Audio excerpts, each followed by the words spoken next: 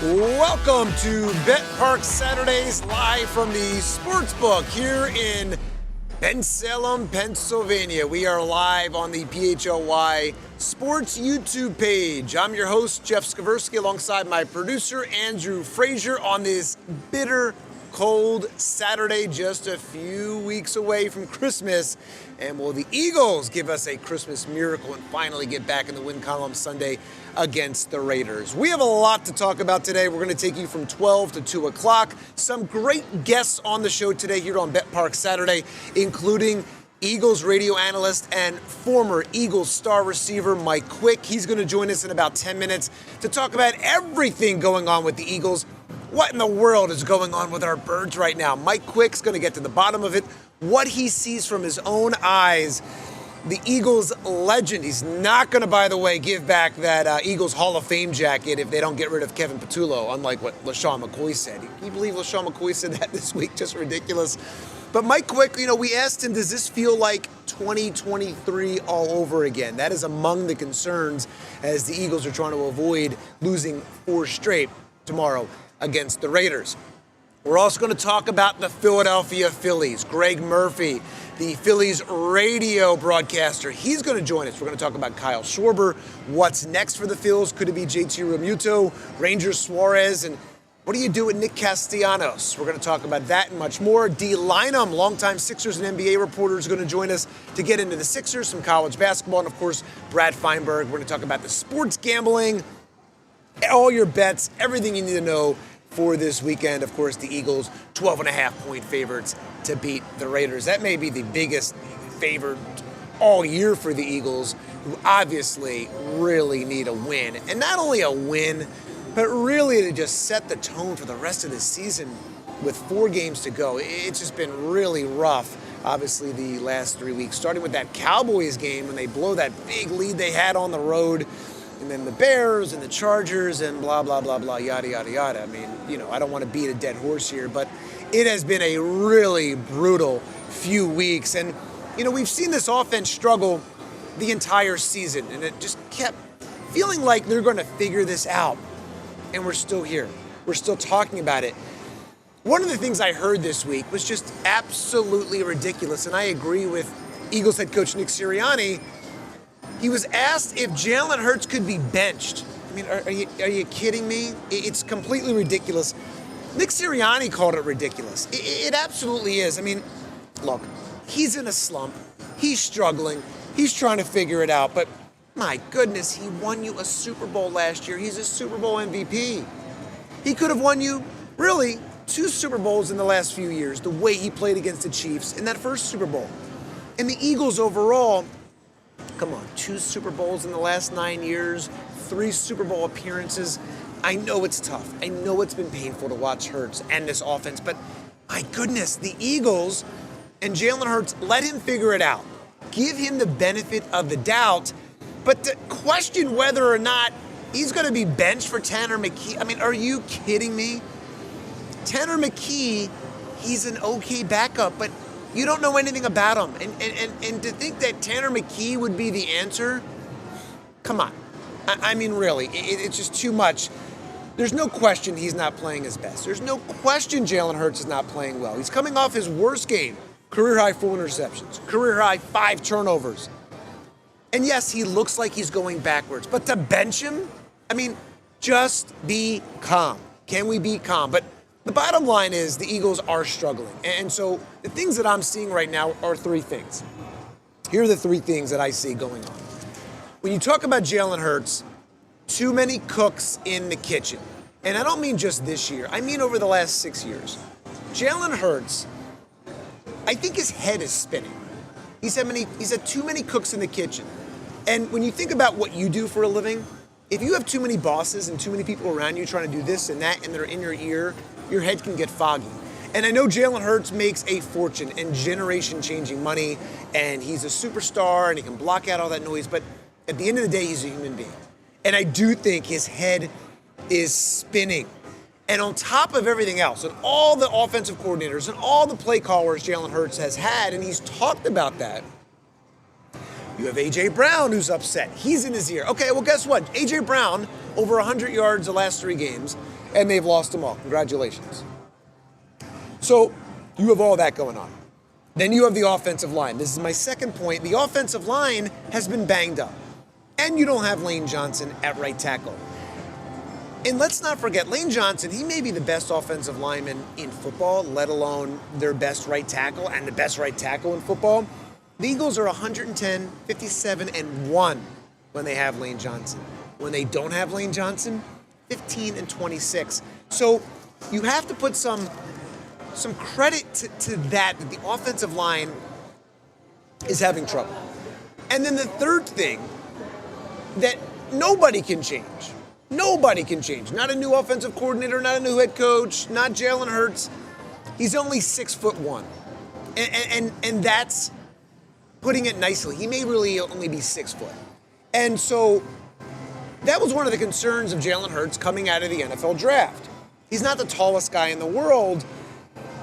And so when you're not taller than your offensive lineman, that's potentially problematic. So that is a concern of mine, is that he's not taller. And Tom Brady talked about it this week on a podcast, that it doesn't mean that Jalen Hurts cannot be a great quarterback, but it's certainly a knock against you. And it's a challenge when you have 5 or 6 or 7 300-pound linemen coming at you, and you can't see over your own offensive line. You can't see over Cam Jurgens.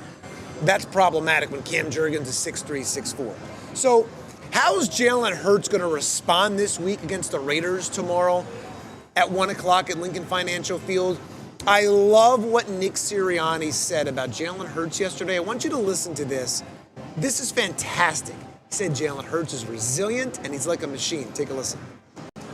Yeah, I think the indication of Jalen, it's not just what you look at in practice, that he's resilient.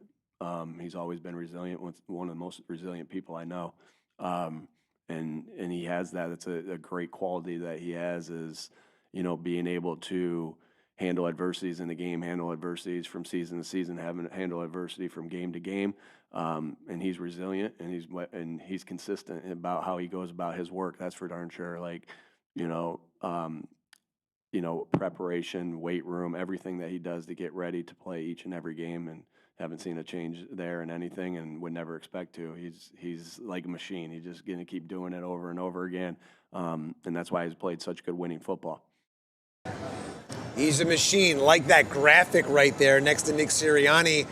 And that's the way you have to be as a leader. And I know the fans get all excited and they're booing and stuff like that. And I love the passion of the fans. But when you're the leader and you're the most important person on the football team, I mean, let's make no mistake about it, Jalen Hurts is the most important guy.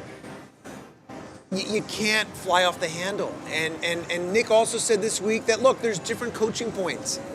There's a time to yell and there's a time to coach. I don't think there's a time to yell at Jalen Hurts. And he is struggling. But I believe he will figure it out. So what can they do to get Jalen Hurts and this offense going? Number one, the stupid penalties and the stupid mistakes. Devontae Smith, the Eagles receiver, talked about this yesterday, is that they're shooting themselves in the foot with the stupid penalties and the stupid mistakes. They have 97 overall penalties. Only 4 teams in the NFL have more.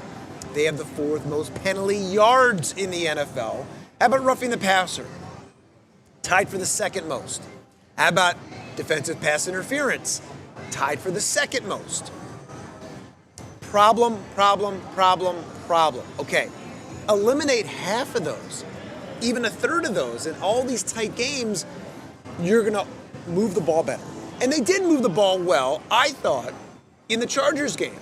And they were playing better minus the turnovers. So if you can eliminate the turnovers, which Jalen Hurts has for the most of the year, I mean, he had more turnovers in the Chargers game on Monday Night Football than the rest of the season combined. He's been amazing against avoiding those turnovers. And one of the knocks against Jalen Hurts, everyone's like, oh, just throw it and air it out and just take chances. Well, maybe he did that. Maybe he did listen and took some chances. And guess what happened? All those turnovers. And so I'd rather have him protect that football. So the penalties, the turnovers, and are you putting him in the best position to be successful? I've said it over and over again, is that maybe take a little bit off his plate. Get the run game going. let's get Saquon Barkley going, because Jalen Hurts, the last 5 games, he throws over 30 passes, and they have 0 wins. Okay, last 5 games, when they've had over 30 passes with Jalen Hurts, 0 wins. So this team needs Saquon Barkley to get going. And a lot of that is not on Saquon. Saquon admitted this week that he has to do a better job to get going when they're in the shotgun. But it goes back to that offensive line point I was making. Without Lane Johnson, with the guys all banged up up front, it's been an issue. And again, I have to think that his head is spinning, and Jalen Hurts, with all these different coordinators, everything going on, so much changing around him, the way the run game's going, the way this is going, the way that's going. So I want you to listen to Jalen Hurts on how he's handling everything this week. He's pointing the finger at himself, trying to figure it out. Listen to Jalen Hurts talk about how he's handled everything this week, as there's just been turmoil and stress and this 3-game losing streak. Listen. I stick to the process, and I just stay the course. And I think a lot of the going back is trying to find ways we can improve, find ways that we can have new perspective, or maybe think about some of the perspectives we've lost. And I'm doing all those things in the midst of change. And so it's thinking about all the different perspectives that I've had to lean on from a coaching standpoint. And so from that aspect, it's endless. It's endless. Yes, I take the approach I've taken for a while, and it seemed to work. And so I think right now it's just a matter of being more detailed, being more focused, and taking everything to another level. There's 2 perspectives you can look at it. It's a perspective first of looking inward and saying, how can I be on the right track when I'm in the run game? How can I take the right steps in the right line mark? How can I have the right technique? How am I playing with the right fundamentals to run the way I want to run, and then throw the way I want to throw, give an accurate ball, give an advanceable ball, and just play fast and play that type of ball I want to play. Then there's the other side of it where you say, okay, it takes all 11. And everybody has to be on the same page. Everybody has to hold their end of the rope to go out there and have the output or outcome that we all desire. And so I stand before you today saying I take a lot of pride in the things that I can control. And at the end of the day, that's where it'll always begin and end in this game. And so I gotta do it. In other sports, we're used to. So there's Jalen Hurts there. More detail, more focus. He's putting it on his shoulders, and that's what any great leader does. I love what Jalen Hurts said this week. I love what Nick Sirianni said about Jalen Hurts this week. But look, let's make no mistake about it. It doesn't matter what anyone says here. It just matters about what you do on the field. And in this case, Sunday against the Raiders. All right, so what's going on with this team? Nobody may know better than our next guest, Eagles Hall of Famer Mike Quick. Does a great job on the radio with Merrill Reese as the Eagles radio analyst. Mike, the unbelievable three-time first-team All-Pro, 5-time Pro Bowler, of course, the NFL receiving yards leader in 1983. He's in the Eagles Hall of Fame. And as we're searching for answers, I wanted to try to get some answers from Mike Quick. Take a listen to our interview with Mike Quick. Mike Quick, thanks for joining me. How's it going?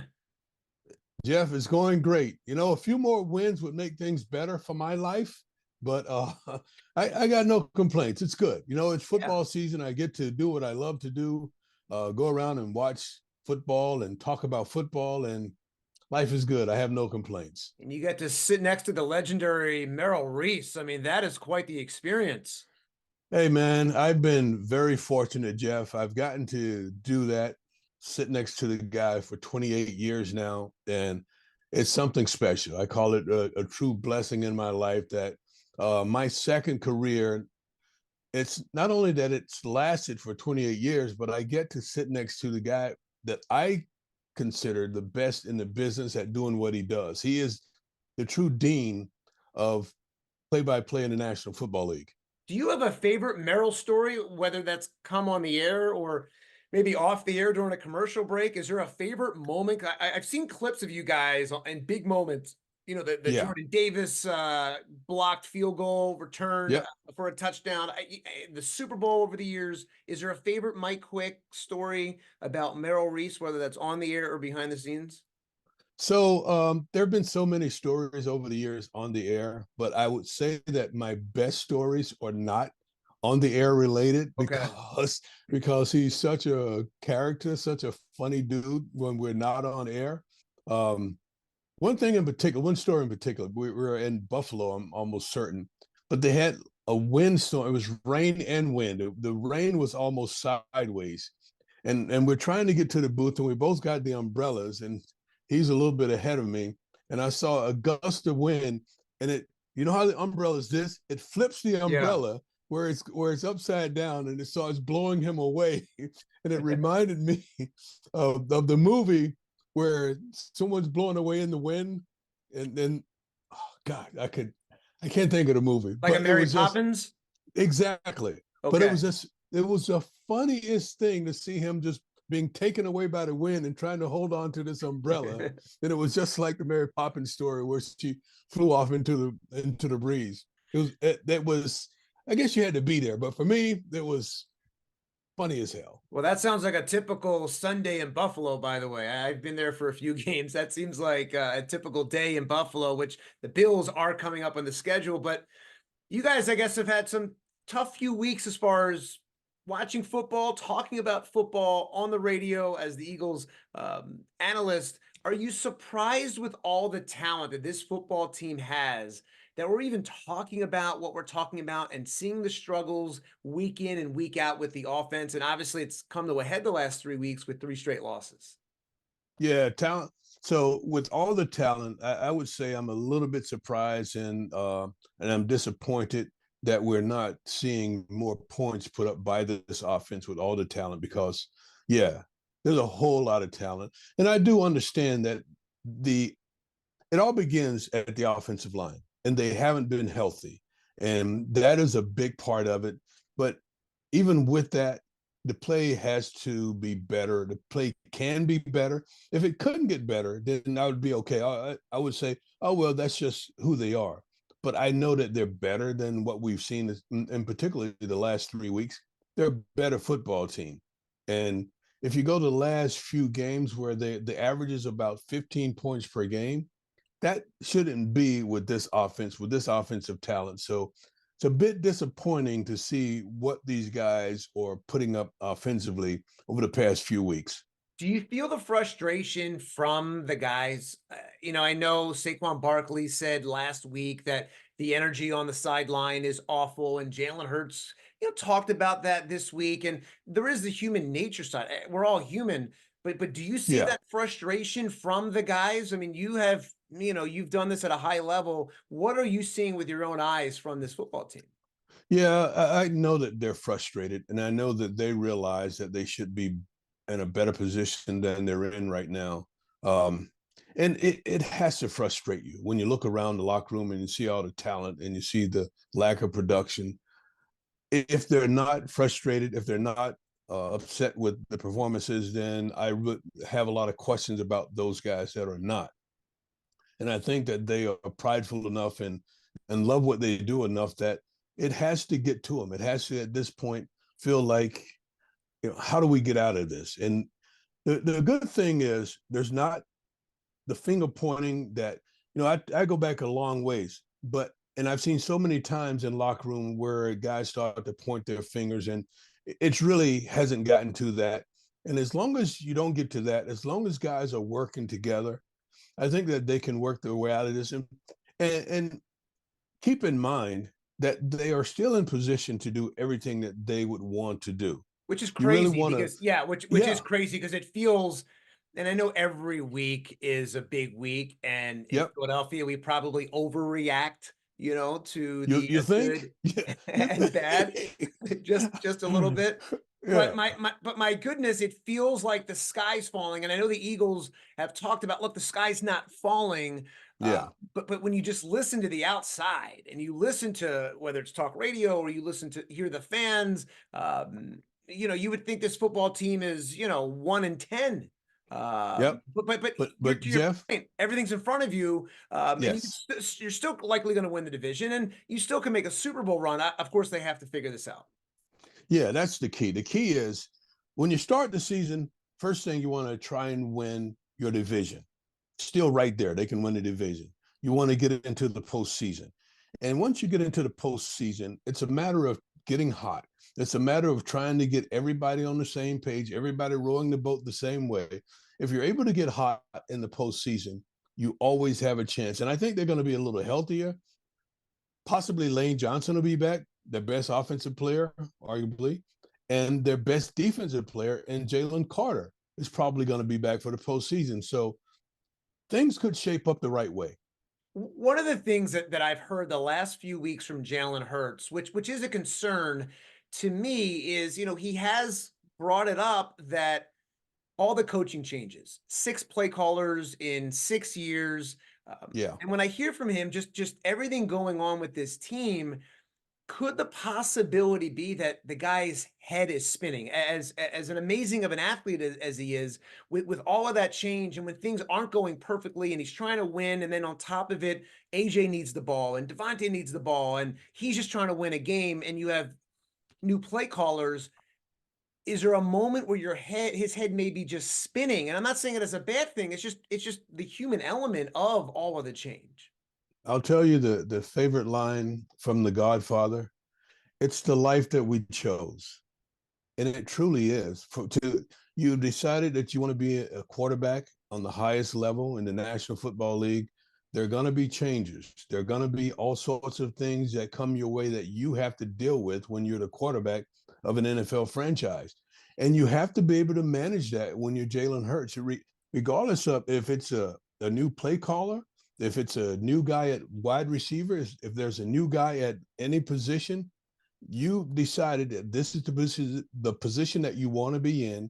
So you have to make that work, and whatever it takes to make that work. And Jalen is that way.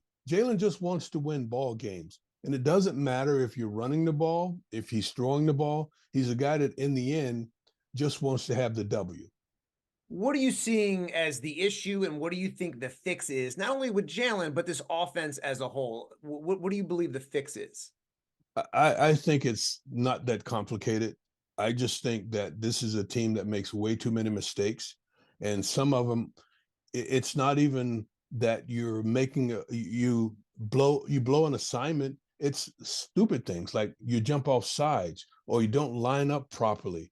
You line up in a formation that's an illegal formation. You get a big play off of this, but it comes back because you're lined up in an illegal formation. Simple things like that. Simple drops by wide receivers.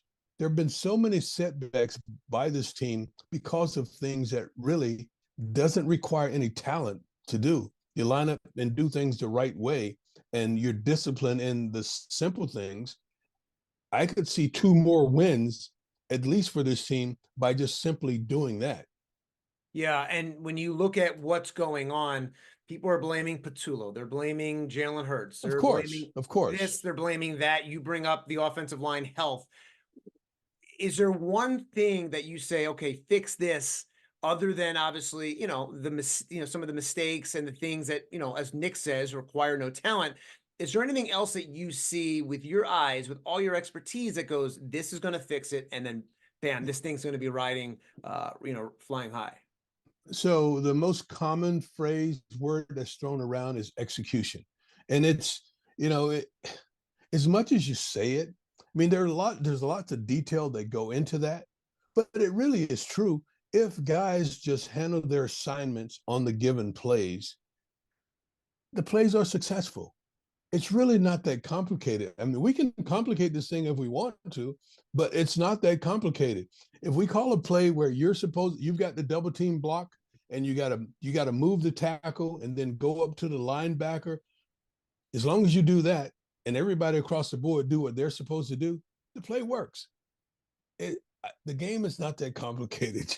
It really is not. But it's funny though, because I think it is complicated in the sense of, if you're the quarterback, you have so much going on. And by the way, yeah, your livelihood depends on doing all of this with 5, 6, or 7 300-pound guys coming at your head, chaos in front of you. And by the way, you have to do it in 2.5 seconds if you're lucky. Yep. And then, you Yep. know, you have new coaches and new play callers, and it's loud and you might not be able to hear a thing.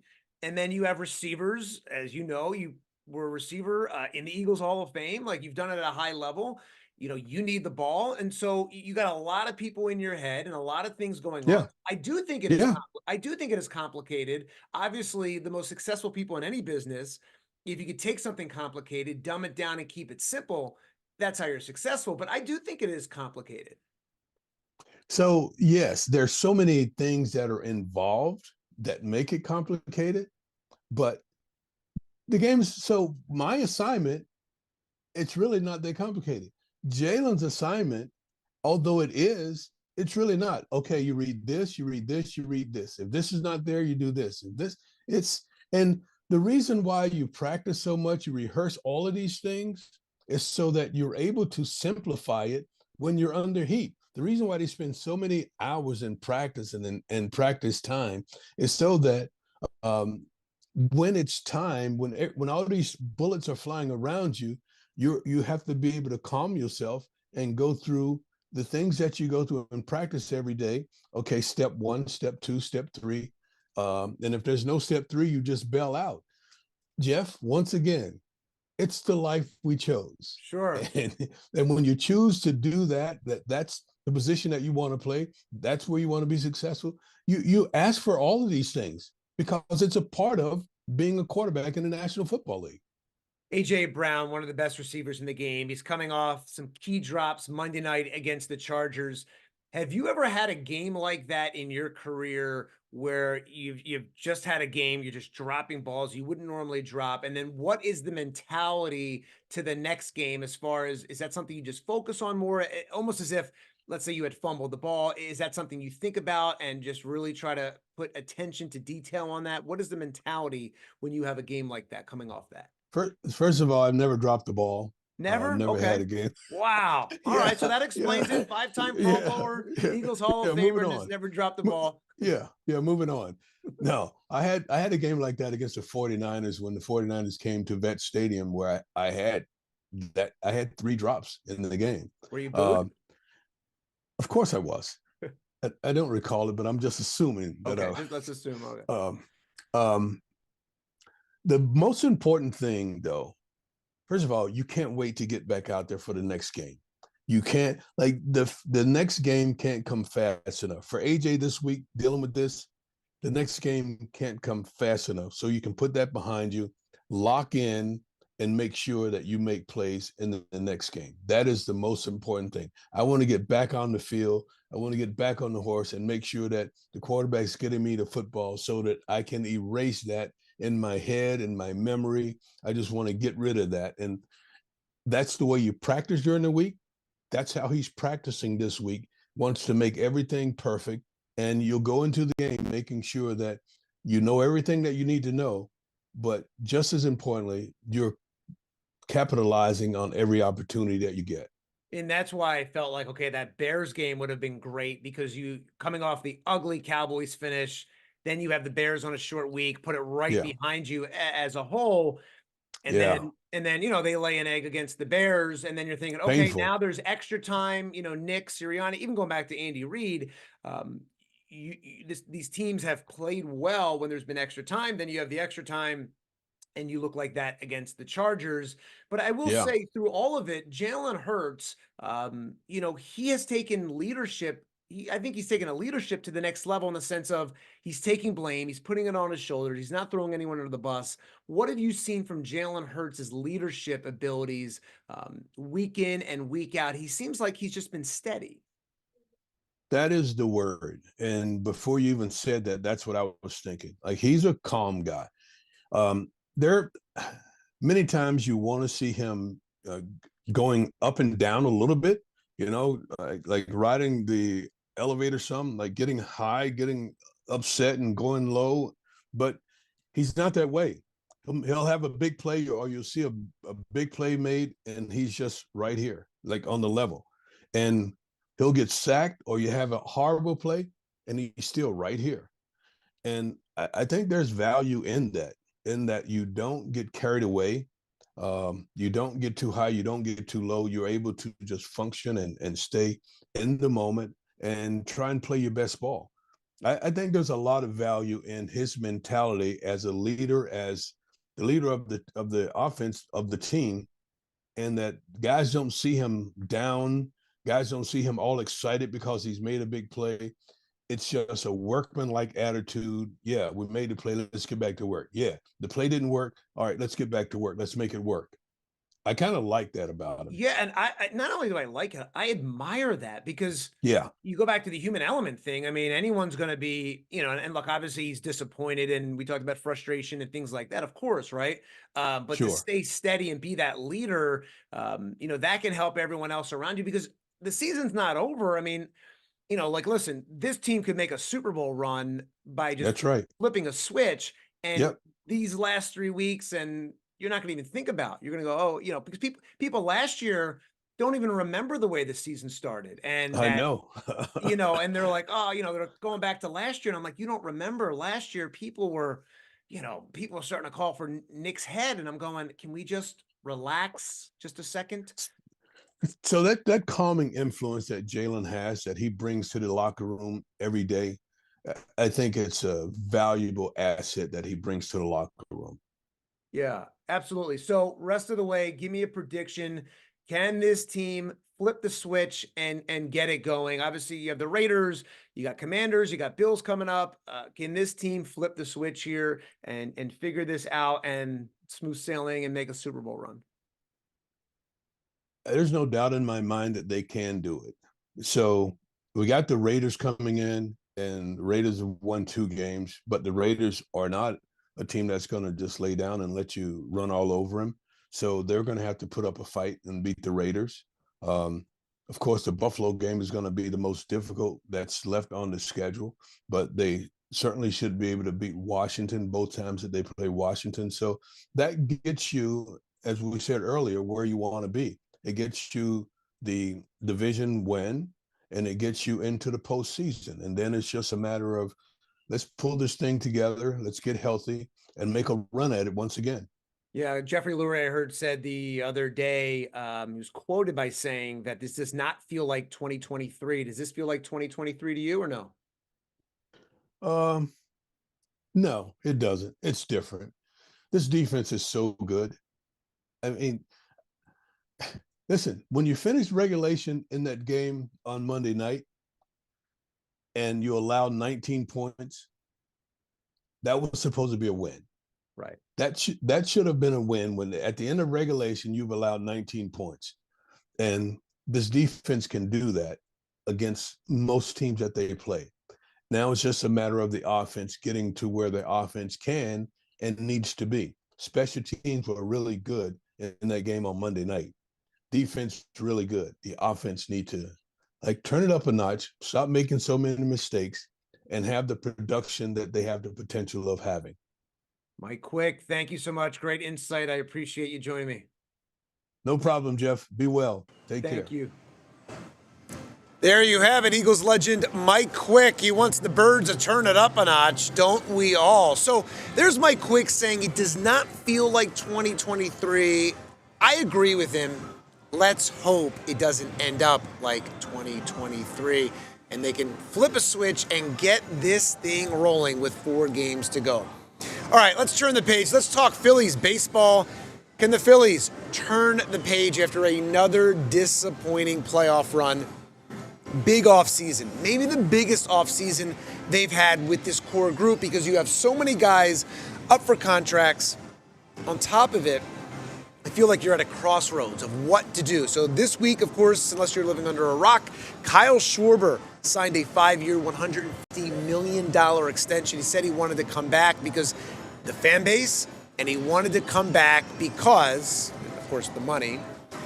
He wants to win a World Series and multiple World Series here. The question is this team capable of winning a World Series, let alone multiple World Series? Let's bring in our next guest to the show here on Parx Saturdays, live from the Sportsbook at Parx Casino in Ben Salem.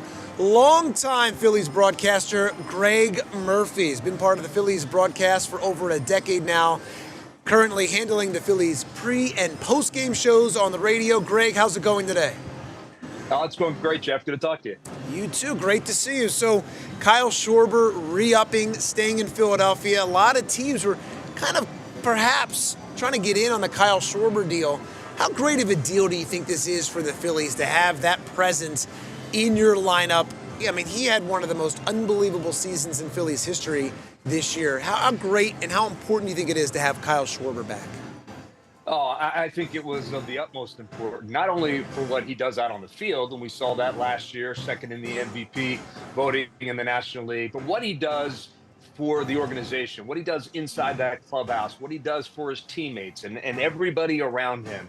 It was the number one priority. The Phillies made no secret about it. They laid it out there even before the season was over that they wanted to bring Kyle Schwarber back, and they were going to do pretty much anything they had to do it. They waited, they saw what the market was, and then they went out and beat it. So I think it was the number one priority. They have other priorities now that they've got to turn their focus to, but getting Kyle back into the fold was very important. And it feels like the next one would be JT Realmuto and then Ranger Suarez. That's my feeling. What is your feeling on what's next? Do you believe it is JT? Yeah, I think it's definitely JT, and partly because JT has been such a big part of what they've done over the last couple of years, and partly because they don't have a whole lot of options at catcher, if JT doesn't come back into the fold. Rafael Marchand, when he got his opportunities, played well, but is he a guy that can play 135, 140 games a year at catcher? And then who's your backup? Is it Garrett Stubbs? There are a lot of questions when it comes to this particular position for the Phils. JT's the best out there on the market right now. He wants to come back to Philadelphia, presumably, and I think they're going to try and make that happen. I'm pretty sure they're going to make that happen. Yeah, and I think that'd be good. I mean, he's done an amazing job over the years with the pitching staff, and the Phillies have had great starting pitching. And you look at the development of Ranger Suarez and Jesus Luzardo, and of course, Aaron Nola's Aaron Nola and Zach Wheeler's Zach Wheeler, but you do have to give a lot of credit to what JT has done over the years. And look, obviously his bat and things at the plate have struggled, but his defense and how he's handled the pitchers has been paramount.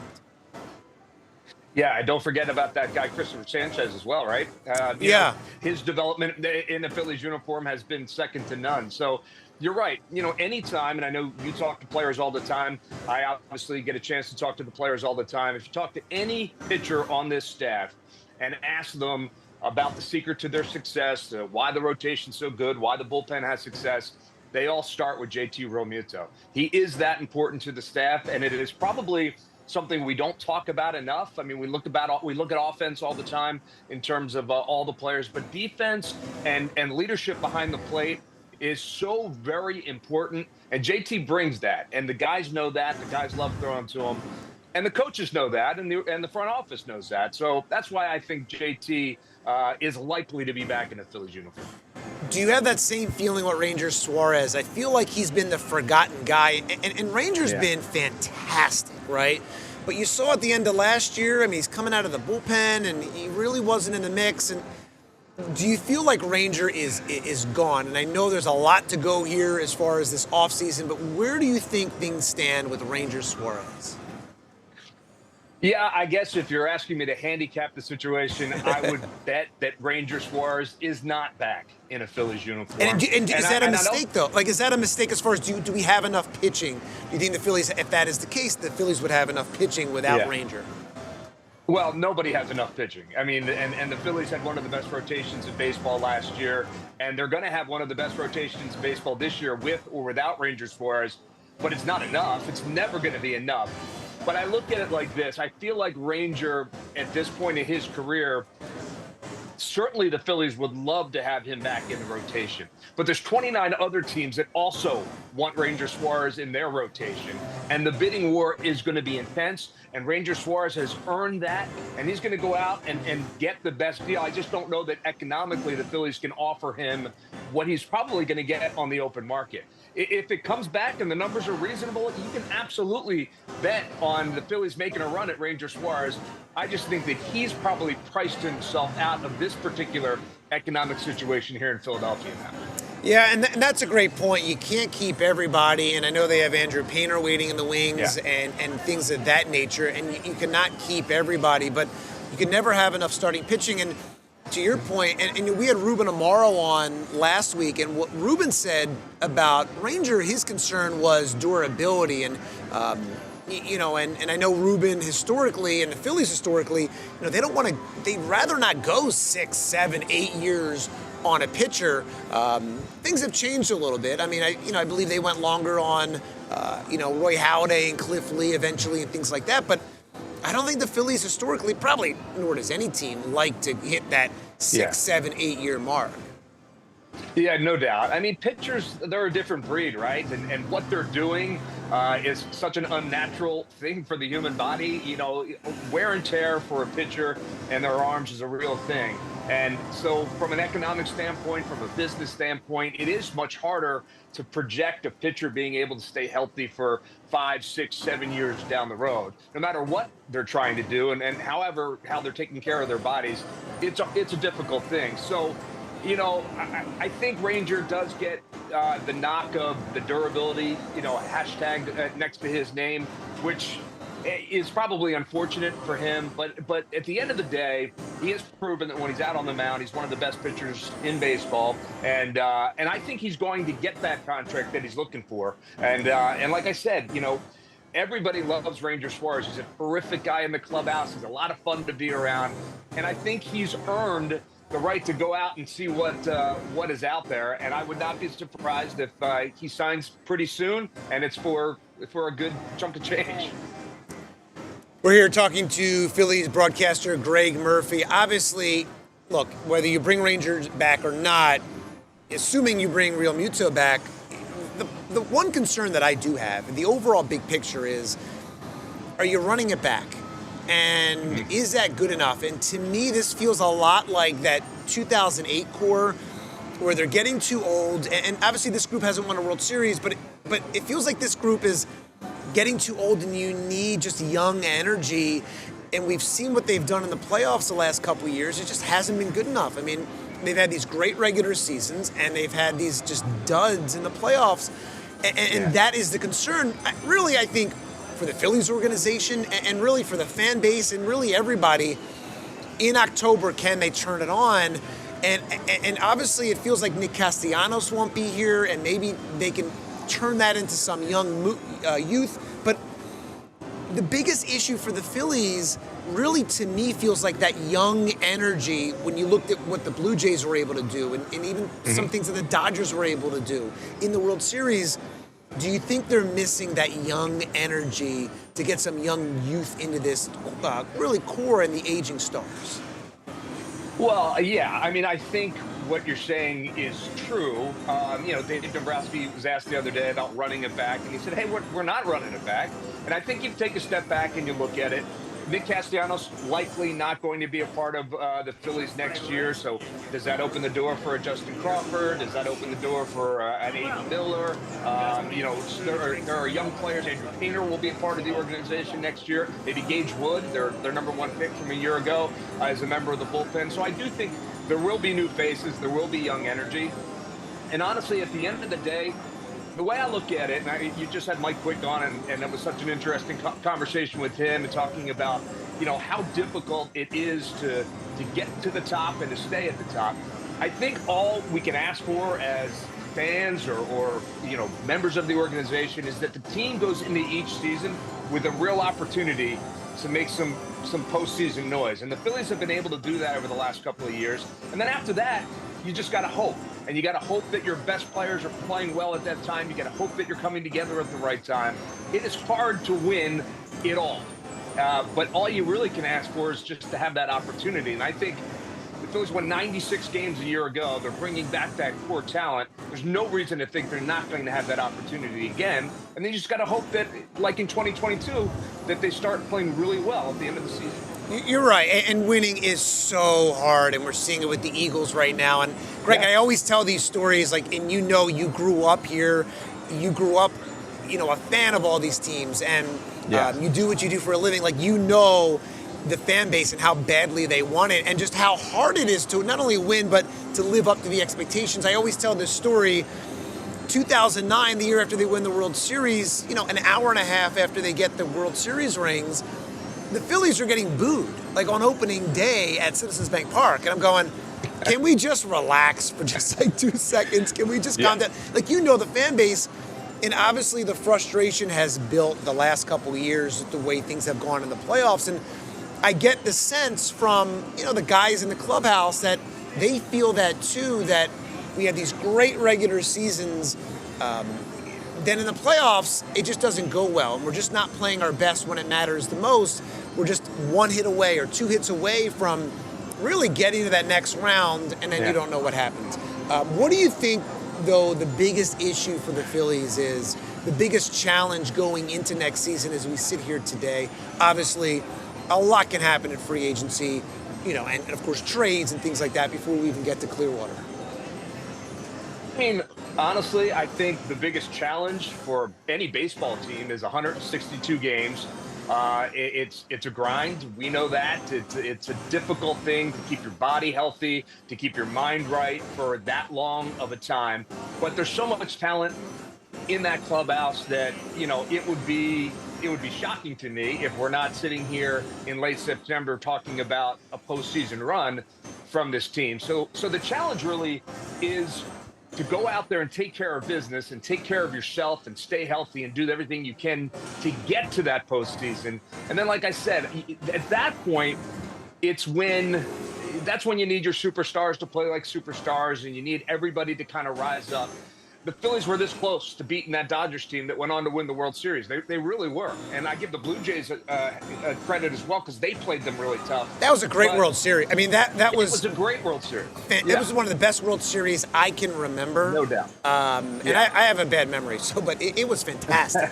but Greg, to your point, the Dodgers, though, when I watched the Dodgers in that series, and a lot of people made the wheel play and made a big deal out of that, but to me, the Dodgers, obviously they have superstars and the whole thing, but to me, when I watch the Dodgers, they do all the little things right. Like the attention to detail, they did all the little things right, and I felt like the Phillies were missing that, not only in this postseason run, but in the others, whether it was base running, situational hitting, clutch hitting, defense, like you name it, and those little things, and one mistake can end it, right? And that's just how it felt for, me watching the Phillies in that series against the Dodgers. Yeah, I think that's a fair statement. I mean, obviously, the team did not play as well as we would have expected them to play. They're big-time superstars. Did not have the best series against the Dodgers. There were moments, but there wasn't enough. And you're right, the Dodgers kind of did everything right. You got to tip your cap. They're a pretty good team as well. But I think if you go back to the entire run, I mean, 2022 was completely unexpected. In my opinion, 2023 is the one year that felt like they missed the opportunity, right? They were a better team than Arizona, and Arizona beat them in the NLCS. And would they have gone on to win the World Series? Perhaps. And to me, 2024, they weren't playing good baseball down the stretch. The Mets were as hot as anybody. They end up getting beat there. I think the Mets were a better team at that time. Yeah, I agree with you. That's a great point. And that happens. Yeah. So yes, they've missed opportunities, but again, I as a fan, and I don't work.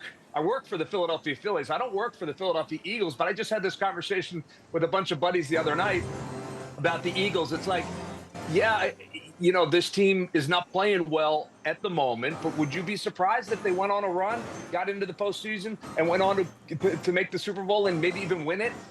I wouldn't.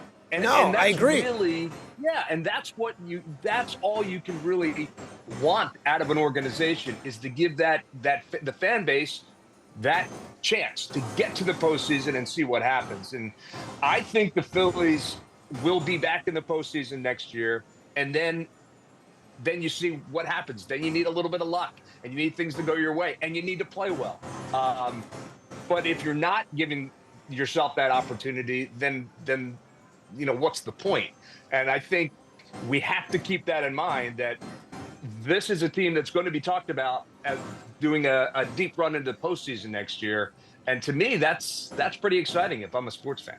Yeah, and I agree. And I talked to Mike Quick about that as far as the Eagles are concerned, where can they just flip a switch and bam and go? Now, look, we're so late in the season with the Eagles where you're going, okay, the offense, the offense, and now you're losing faith you can hit that switch. But as far as the Phillies are concerned, yeah, like it's the postseason. There's no question this team is built for October, and to get to October, it's a matter of those few weeks and those few games. And you can go each way and say, okay, maybe the Phillies have struggled having that bye and that time off, and especially in the sport like baseball where rhythm and timing is so important, and baseball is an everyday sport. And how do you simulate that? That's a pain in the butt. But yeah, I mean, listen, this team, there's no question, they need to put up in October.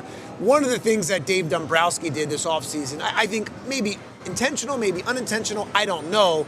He certainly raised eyebrows talking about Bryce Harper and can he get back to that, elite player conversation. I think that was overblown, but how do you think overall, like Bryce, he had an injury-plagued season, but he comes into spring training.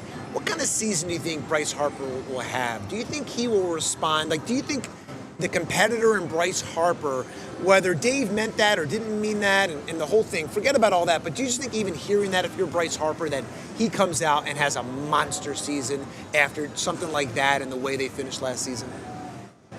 Again, if I were a betting man, I would say yes, that Bryce Harper, it's not just Dave Dombrowski that he's heard it from. He's probably heard it from, the writers and on television and whomever. Bryce Harper is well aware of what he is expected to do and what he did last year. He didn't have a bad season, but he didn't have a Bryce Harper season. And I think Bryce Harper doesn't need anybody to tell him that. He is well aware. He looks in the mirror. He understands what is going on. And I think he's going to have a real solid bounce back season. And if Bryce Harper plays like Bryce Harper can, then he is an MVP candidate. We all know that. We've seen him win it twice. So, you think about guys that might have better seasons this year than last. I think Bryce is, first on the list.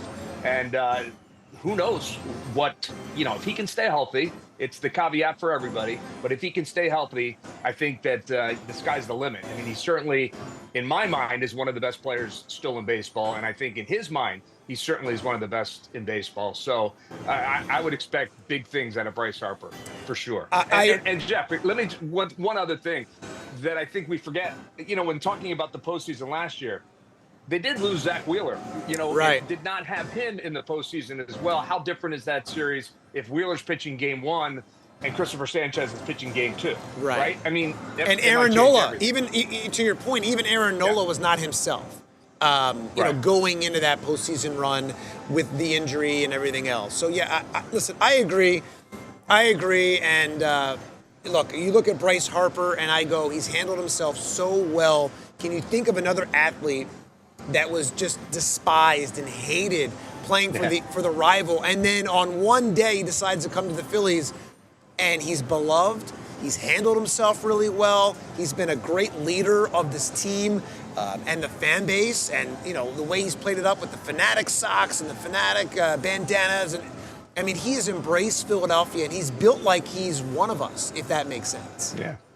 Oh, it makes sense. And, Bryce is a very savvy guy as well, in addition to being a terrific ball player. And he gets this city. And so many times, you and I in this business, we have a chance to interact with guys. And oftentimes, I don't know if it's the same for you, but so many times I want to say, it's not that hard here in Philadelphia, right? Go out and play hard. If you don't play well, own it, admit your mistakes, leave everything out on the field. And that's all it takes. And that's Bryce Harper. That's the way he plays baseball. And he did it when he was a Washington National, and from afar, you couldn't stand it. But then he comes here to Philadelphia, and you just absolutely love it. I think that list that you're talking about is a small one. Pete Rose is probably on that list. Sure. And we know what happened when they brought Pete here to town. And, there's probably a couple more on that list that have come to Philadelphia and just kind of turned fans their way. But Bryce has done it as well as anybody. I would love to see Bryce Harper at the beginning of a parade going down Broad Street, because I think he deserves it. He certainly puts the work in. All these guys do. But Bryce Harper's a winner, and I'm just hoping that they win at least one when he's in a Phillies uniform. Yeah, Jason Kelce used to talk about that all the time. It's not that hard in this city, and Jason's obviously wired a lot like Bryce is. Yeah. And I remember Jason Kelce talking about the whole Ben Simmons drama, and Ben's not wired, for this city. And I don't think Joel Embiid is, but that's a whole nother conversation. But in any event, hopefully this time next year we're talking about, hey, can the Phillies win back-to-back World Series? We will see a lot to go down potentially. Phillies this offseason, maybe JT Realmuto will be signed, sealed, and delivered coming back to Philadelphia sometime in the next few weeks. Greg Murphy, Phillies broadcaster, thank you so much for joining us. Great insight, great talking Phillies baseball here just a few weeks before Christmas. Always good to talk to you, Jeff. Take care. You too. Thanks. Greg Murphy, Phillies radio broadcaster, has been a part of the broadcast team with the Phillies since 2012, does a great job on the radio, pre- and post-game show. Fills in for Scott Fransky as well. Does an absolutely amazing job. Great insight there to hear from the one and only Greg Murphy. And Greg gets it. He's been in this town a really long time. He grew up here. He gets the fan base. He's covered the teams. He's been on with the Phillies, like I said, for over a decade. He really knows the team in and out. Obviously, Kyle Schwarber, big deal for them to sign this guy and really bring him back here. And Kyle Schwarber talked about this week when the Phillies signed him. And he talked about John Middleton, the Phillies owner, showing up at his house and why that was so important for him to be here. And Kyle gets it. Kyle wanted to be here. So let's listen to Kyle Schwarber as he explains why he wanted to come back to the Philadelphia Phillies. Let's listen to Schwarber's. First off, I think going through the whole process, and I appreciate the Phillies to where, obviously when you reach free agency, you want to have that opportunity to go out and listen to and make sure that all your bases are covered, and making sure that you want to hear all different types of information, right? And making sure that you're making a really great informed decision for your family and yourself. I appreciate the whole process, and I don't take it lightly that when you are in a position like this, that you want to make sure that you're going to be thorough and be making sure that, like I said, that there's everything's covered. And I feel like at the end of the day, there were a lot of things that stuck with us through our last 4 years in Philadelphia, and knowing that there were so many great things in the future, the come in Philadelphia, that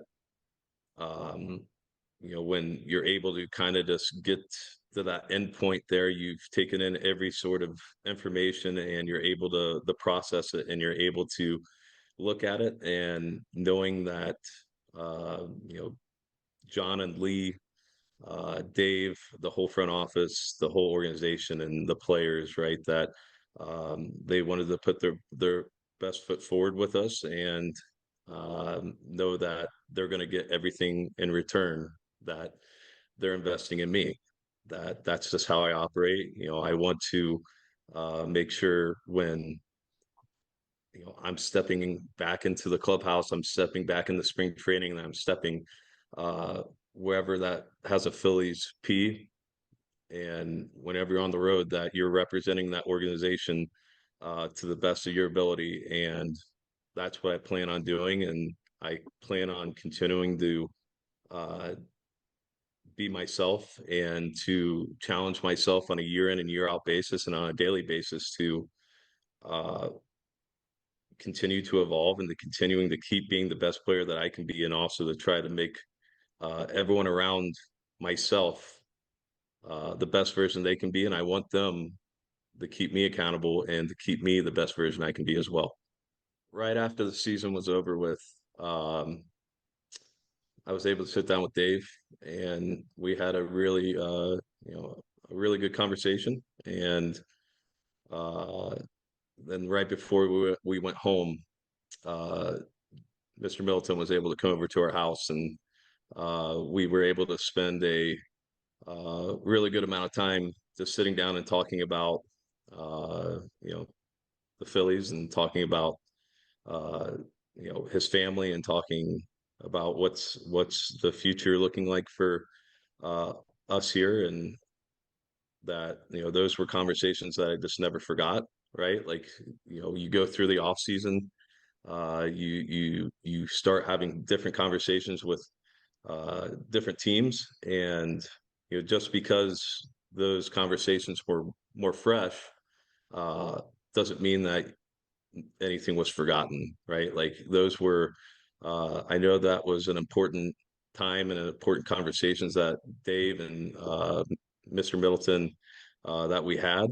And that was all things that, trust me, I took notes, and I was able to, once like I said, once I had kind of everything all said and done, the really sit down and make the decision that, you can look at everything, and knowing that, John is committed to winning, and that Dave wants our organization to continue to keep pushing for a world championship, and we want to continue to win the East. That what to win. We have such a great fan base. On a Wednesday getaway day, that there could be 40 some thousand there. Um, those are things that I don't take lightly, and things that, I wish that there are other people, other players in the league, whatever it is, that I wish that they could experience that, because those are things that are driving factors on a daily basis, that you just, it's not a given. Everything's earned in our game, and you earn a fan base's respect. You earn, um, people's respect in the game, and when you get that and people respect that, it's awesome. It's just something that you look forward to. So yes, just having those conversations in the back of my mind and in front of me, knowing where we were going, it was you know a decision that I'm not going to regret by any means. And I think it's going to be a great investment for both sides. 2025 was a great statistical season for me.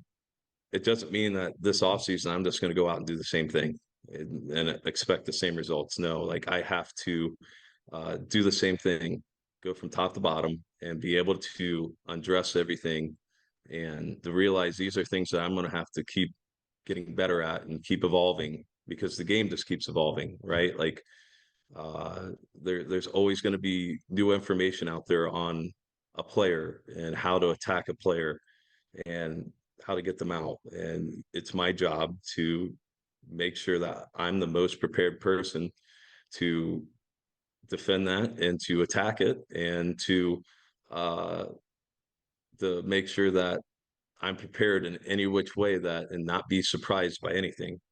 And that's how I just continue to try to play the game, and that's how I'm going to continue to do it on a year-to-year basis, right? Like, I don't want to just be a quote unquote one hit wonder, right? Like, I want to play this game for a long time, and I want to continue to still be great, and I want to continue to help the Phillies try to win a World Series and multiple World Series throughout my time here.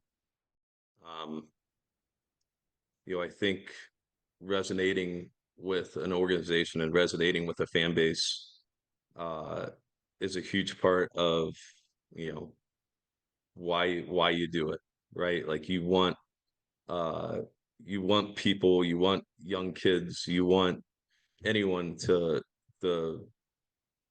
be at a game, and at the end of the day say, look up, and you want them to, be wearing your jersey, or look at their mom and dad and say, hey, I want to be like, like Kyle, whatever it is. Those are things that you don't take lightly. And in those moments too, right? The whole sign back with Philadelphia, right? Like those are awesome moments. Those are things that you don't forget. I know the whole Constitution thing that went around Citizens Bank Ballpark. I have that. I got that in my possession, and um, like those are things that you truly do respect about a fan base. You hope that as a player, at the end of the day, that you're going to leave your mark on an organization and a fan base. And I'm glad that I'm going to have 5 more years to continue to do that here in Philadelphia. There he is, Bet Parx Saturday. Jeff Skversky with Andrew Frazier. I love hearing Phillies superstar Kyle Schwarber. He's so down to earth. I mean, he may be the most down to earth guy that's worth hundreds of millions of dollars, right? I mean, you just hear him. He sounds just like he's one of us. And he has been great on and off the field. Of course, the playoffs, they really need to get this team over the hump. But Kyle Schwarber will be back 5 years, $150 million. Perhaps JT Realmuto will be next. All right, we're here at Parx Casino on Bet Parx Saturday in Ben Salem, live from the Sportsbook here on PHLY Sports YouTube channel. Tonight at Parx Casino, country music artist Chris Young performs his country Christmas show. Last night, Get the Let Out performed a tribute to Led Zeppelin to a sold-out crowd here in Ben Salem. All right, gang. You can join me by giving the gift of entertainment this holiday season. Tickets to see national headliners at the Excite Center at Parx Casino make a great stocking stuffer, a great gift that you can give to your loved ones. Parx Casino has something for everyone's entertainment taste. Just announced 3 more rock shows, including Candlebox on March 6th, as well as Cheap Trick will be here April 3rd, plus other shows. Friday, December 19th, Aaron Lewis and the Stateliners. Saturday, January 17th, Classic Rockers, Grand Funk Railroad. Saturday, January 31st, the Marshall Tucker Band and Jefferson Starship. February 7th, coming up, a tribute to Elton John and Billy Joel. It'll be Piano Men, Generations. And then a big one, Tracy Morgan, comedian, coming up here in Ben Salem, March 14th on a Saturday. And then April 4th, Kathleen Madigan, another great comedian, or day drinking tour. Kathleen Madigan will be here April 4th, and Melissa Etheridge on April 18th, to name a few. Of course, you can go onto their website, parxcasino.com, to buy tickets. You must be 21 years old. Gambling problem? Call 1-800-GAMBLER. All right, moving on the show here on Bet Parx Saturdays. Brad Feinberg, our pro sports betting analyst. He is a great follow on Twitter at Brad's Best Bets. Eagles, 12.5-point favorites to beat the Raiders. It's a big, big, big line there. Favored by 12.5 points. Let's get some more information on this, as they are 38.5 point, as it's a 38.5 over-under. So, again, people are not expecting the Eagles and Raiders to score a lot. Let's get to the latest from Brad Feinberg. Brad, how's it going this afternoon? Good, my friend. How are you? Thanks for joining us. So the Eagles, 12.5-point favorites over the Raiders. To your knowledge, is that the biggest the Eagles have been favored this season? I think it has to be. I'd have to go through every game. It's funny, Jeff, I actually will look it up real quick to see, looking up. I'm just like, because I'm curious. I'm pretty sure that it is. I don't know what other team they played of this. I use the word quality loosely. Maybe the Giants. Maybe the. But the Giants, they were only, I believe, against the Giants. They were I think they were only like a. It was nowhere near that. No, it wasn't that high. It was not 13. So what does this tell you? What does this tell you when they're 12.5-point favorites? This is the highest. This is definitely the highest. So what does it tell you if they're 12.5-point favorites, despite losing 3 straight? What does it tell you that the Eagles are favorites like this? Well, Jeff, they're playing one of the teams in the NFL that you would say, we're trying to get equal action here, right? And who wants to take the Raiders? Although I did bet the Raiders, actually. I actually did bet the Raiders. They're trying to get equal action. Who wants to bet the Raiders, right? Like, here's a team that has lost, I have to look it up, probably like 7-8 games in a row. I've looked at beyond atrocious, even worse than the Eagles, if that's possible offensively. And you want to you have to make it enticing to take the Raiders. So anything that's not double digits, they're not even going to look at. So to me, it's more of a reflection of how poor the Raiders have been. But Jeff, I'll say this. I bet this game when Geno Smith I knew was iffy. And I guess the market disagrees with me. But I didn't think Geno Smith was going to play. And I know Kenny Pickett's not good. Trust me, I'm not saying that 1%. I watched enough of him even here last year. No, he's not good.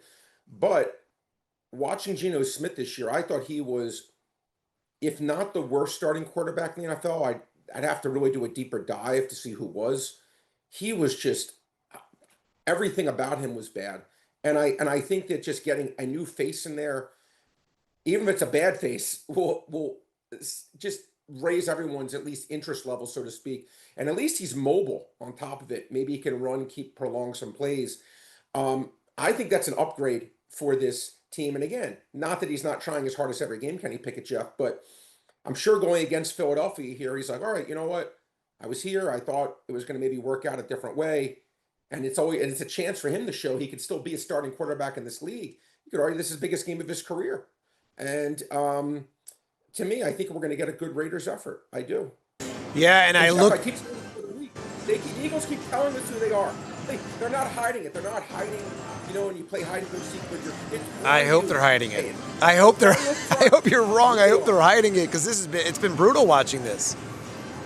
Well, that loss, Jeff, against the Chargers to me, and I'm sure you obviously watched the game, was, I thought, the worst loss of the year because watching the game, it was stark how the Chargers, when you talk about a one-man band, Herbert is injured. He's magnificent. They had nothing else. They were so physically outmanned in that game.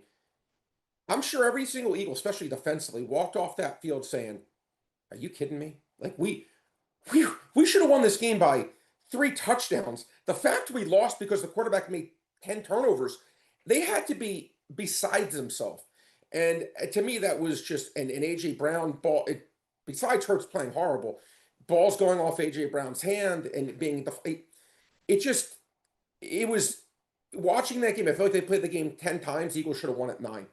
And the Chargers, luckily for them, got that one game where they just got those breaks, right? Those deflected balls. Last year when that ball Jalen throws at the end of the game, Jeff, that ball, instead of being intercepted, that ball gets harmlessly goes to the ground and people forget about it 2 seconds later. That's just my opinion. So the over-under is 38.5 points. Obviously, yeah. It's saying it's going to be another low-scoring game. For sure. Do you think the Eagles can go over this? I mean, can this be the breakout party? And do you think that the lock here is picking the over, is going with the over? Well, Jeff, again, in fairness, let me just say, I don't think any game is ever a lock that I'm going to say something is a lock. Look, Vegas, Jeff, they're 24th out of 32 teams in points allowed, so they're allowing about 25.5 points a game. Facing a team in Philadelphia that's just obviously really struggling right now. You would hope, from an Eagles standpoint, Jeff, that this would be a game where they finally could just get it right. You would hope. But again, I don't have confidence in the Eagles to score. No, I really don't. And listen, as much as I've been, you may think, overly harsh on this Eagles team, it's not been on the defense. I think the defense has played not Denver level, not Houston level, not Seattle level. But after that, I'll listen to any team you say. But the stats on the Eagles defense surprisingly say otherwise. If you were to just look at the stats and their rankings, you go, this defense isn't very good. But the eye test, obviously, to your point, is a lot different. Yeah, it's funny, Jeff. They're tied for 9th in fewest points allowed. But I actually feel like they played really well, especially. I think they've had a lot of good games. And I actually think that has been, I put it this way, this team to me, we look at what's interesting between last year and this year. I think if the offense played the way they played last year, Jeff, this would be a Super Bowl favorite again. Because I think the defense has played comparably to last year. I don't know if you agree, just or maybe you don't think quite as good, but I think this defense has played, it's played really well. And I don't think that's been the issue. And I think if they can get any kind of consistency on the offensive side of the ball, I think their defense in the NFC, besides Seattle, I think it's right there. Arguably, Green Bay would be the next. Them and Green Bay are probably pretty close to a tie for the second best in the NFC. But I think the defense is quite good.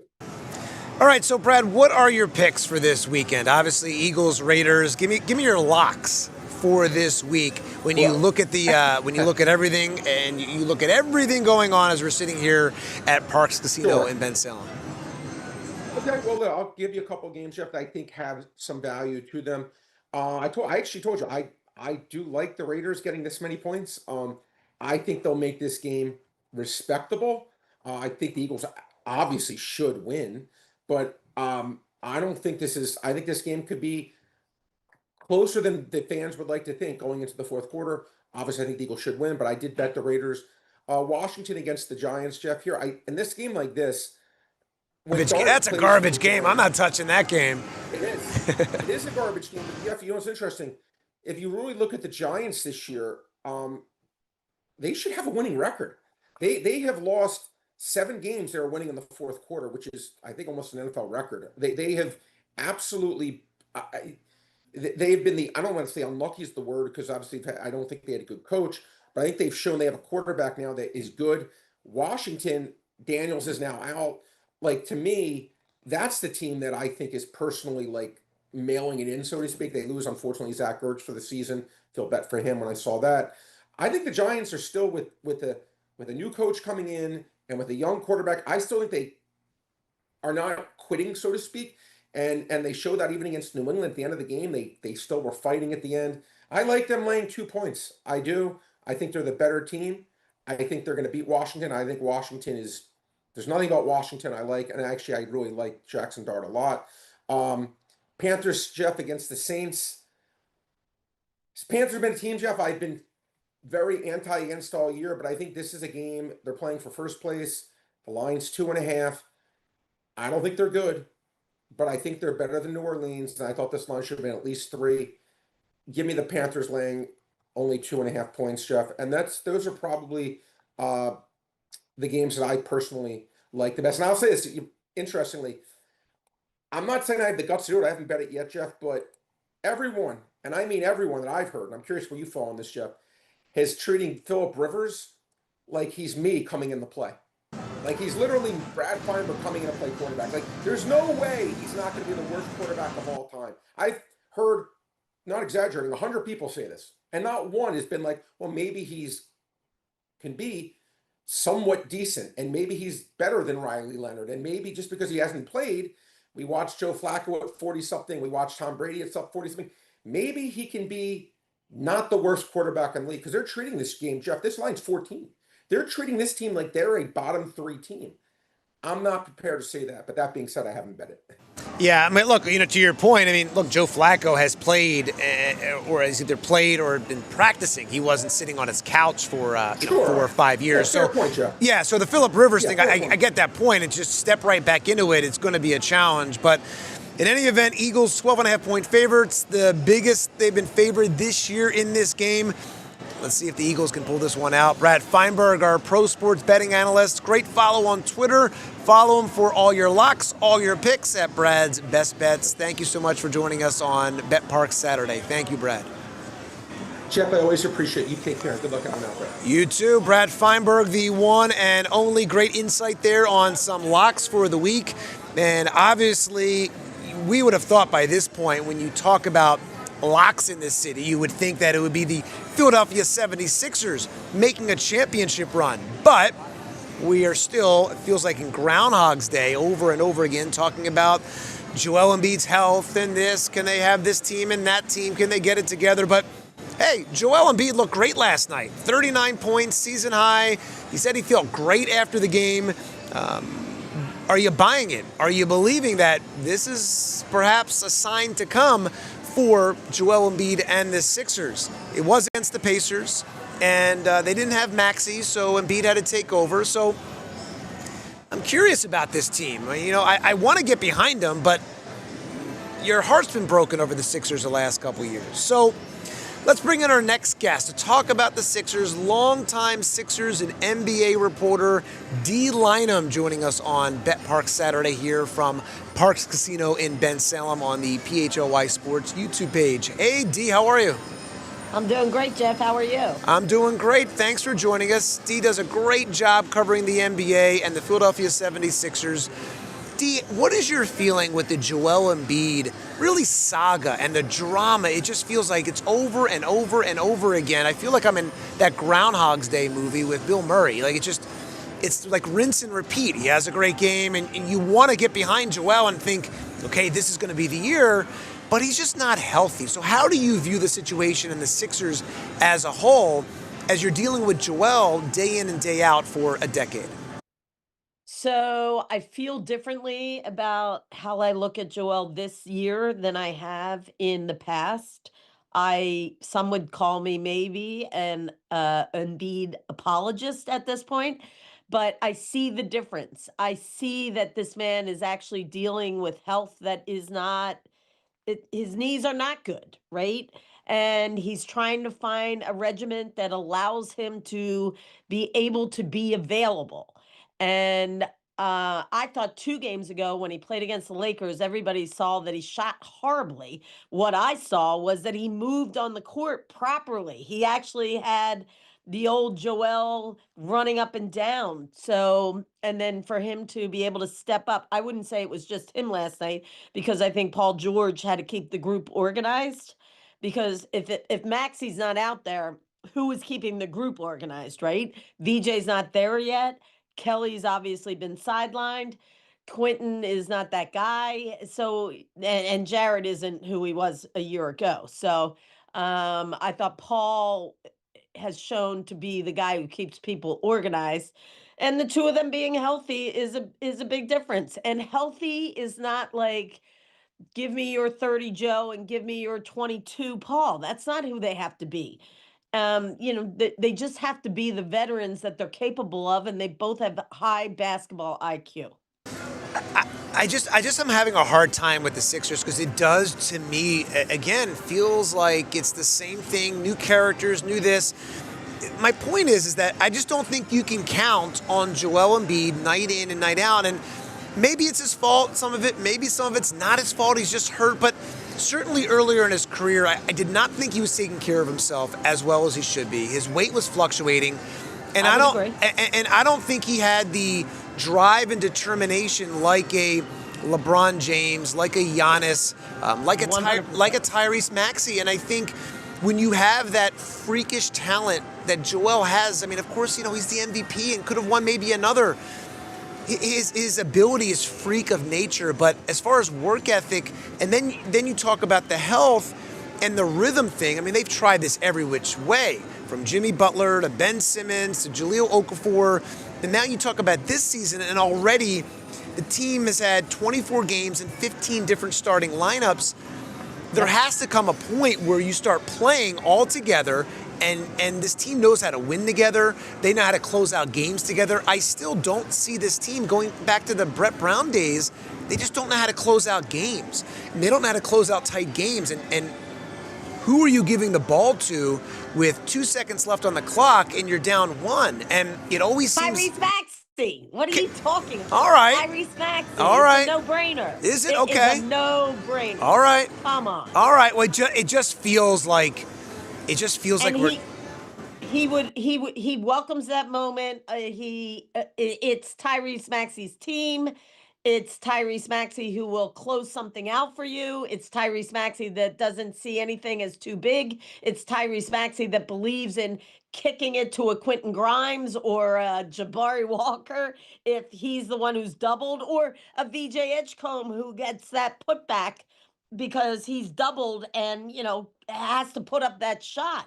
So, I mean, if you told me they would be 14-10 with the amount of injuries they've had to start this season, and you're still 4 games above, and you're a half game out of 3rd place in the East, they have no business being that good. No, come on. Give it a chance, please. If Joel stays on this regiment, and he's not going to give you 39 every night, but I don't need his 39. And Paul George stays on the court. And Tyrese, obviously, he's not hurt. It was an illness. If they can play some games together, I'm telling you, this team is going to be fine. There is no front runner in the East. Does Detroit really scare you? No. They've had an unbelievable start, but they don't scare you. No, and the only team that I always say, like, the Knicks have...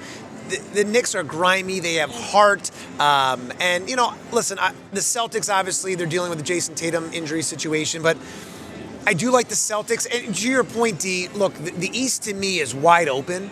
Wide open. Wide open. But I still say there's something to be said for, yes, it's evolved into Maxi's team. But I still have this thing where you have to play together. And you can't play different every night as far as the team goes, in my opinion, when you have, okay, some nights Joel, some nights not Joel. So I think that is a challenge. I mean, would you agree that is a challenge when you have different lineups every night? I agree that the challenge in terms of rotation, that falls on Nick Nurse, obviously. But what I appreciate this year that they have not done in the past is they are not changing the way and style of play that they want out there, whether it's Embiid in or Embiid out. So it's Embiid who has to adjust. It is not the style that is changing anymore. They don't slow it up for him. If you, as my father would say, you have a fast break opportunity. You don't need 5 guys on the break. 4 is fine. 3 is fine.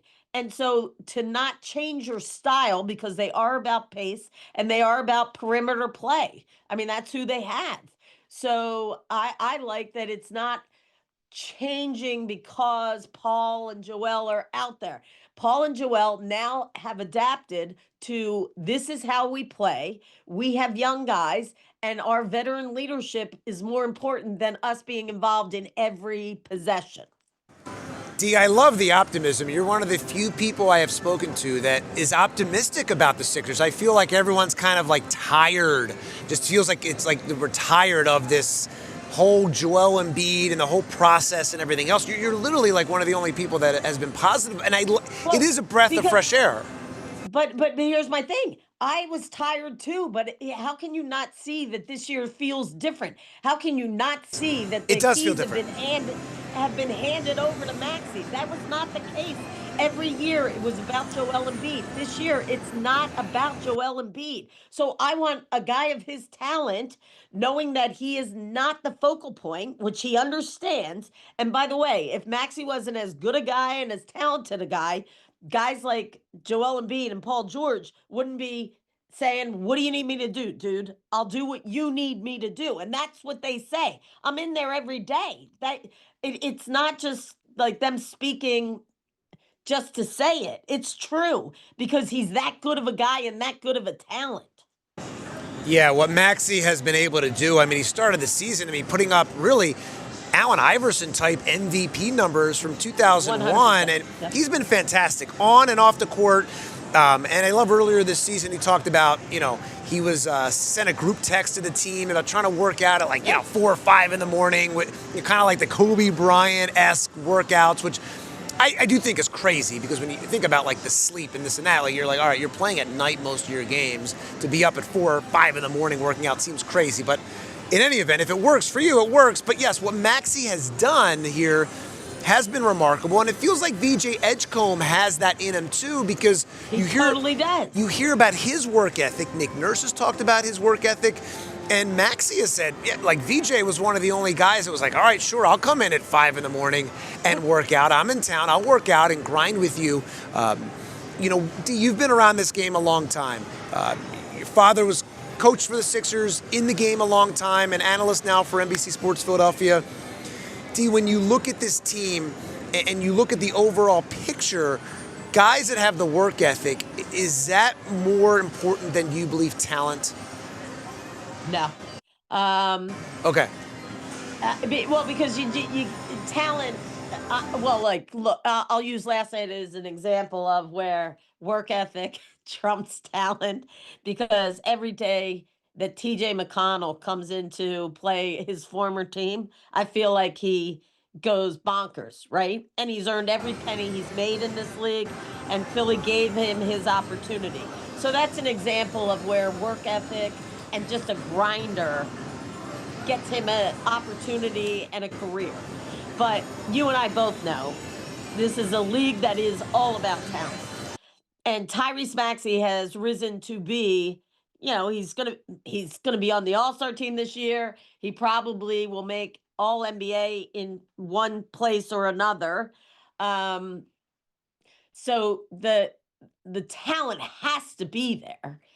But I've seen people who don't work like the LeBrons and the Maxis who want to get up at Maxi has 3 workouts in before the regular guy is showing up to do his first one.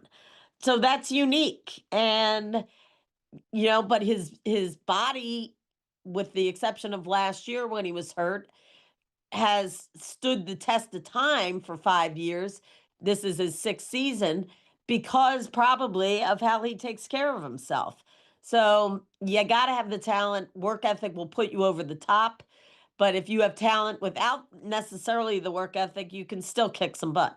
Yeah, I go back to Jimmy Butler. He had that work ethic too. I used to go to Lifetime Gym, and I lived near Jimmy Butler, and I would come in, at 11 or a.m. or something like that, and people would be like, oh, Jimmy Butler was here this morning at 6 a.m. working out with his trainer by himself. And I'm thinking, all right, well, the Sixers got in last night from like Charlotte at like 2 in the morning, 3 in the morning. And he's up there at 6 a.m. and then he goes to shoot around, or then he goes to practice, and then he has another game. And you think about the best of the best have that talent, and then, of course, they have that drive. Last thing for you, D, quickly, the landscape of college basketball, do you think the Big Five teams and, in my day, Temple and Villanova and St. Joe's, they were these great basketball teams, but do you think with NIL, that is all out the window now when you talk about like the Philly Big Five schools? It's hard, Jeff. It's really, really hard. It just feels different. They just feel so different with these teams now. Well, because they don't have the money. They don't have the money we're talking about talent, and talent wins. And like I know an example of St. Joe's in the play for a really, really good player, and he ended up going to where is Phil Martelli? VCU. And he ends up going there because the money was ridiculous. And if these guys never make it to the pros, but have a chance to make this kind of, millions of dollars when all is said and done, before you ever get out of college, you have to do it. And I don't know what the Big Five schools can do to change their competitiveness on the NIL scene. I don't know that it's possible, to be honest with you. But I also don't think they're unique. I think that they are part of being in a big city where there's just a lot of options for where people spend their money, so to speak. And when you're competing with schools that are in the middle of nowhere and they're the only game in town, that's where all the money's going, right? So I don't know the answer, but I do agree with you that it's not the same. And maybe you just accept that it can't be the same, and they cannot compete where they're going to be a St. Joe team that goes 30-0 and lose in the Elite Eight, or a Penn team back in '79 makes it to the Final Four. Villanova wins the championship. You might have to accept none of that will ever exist again.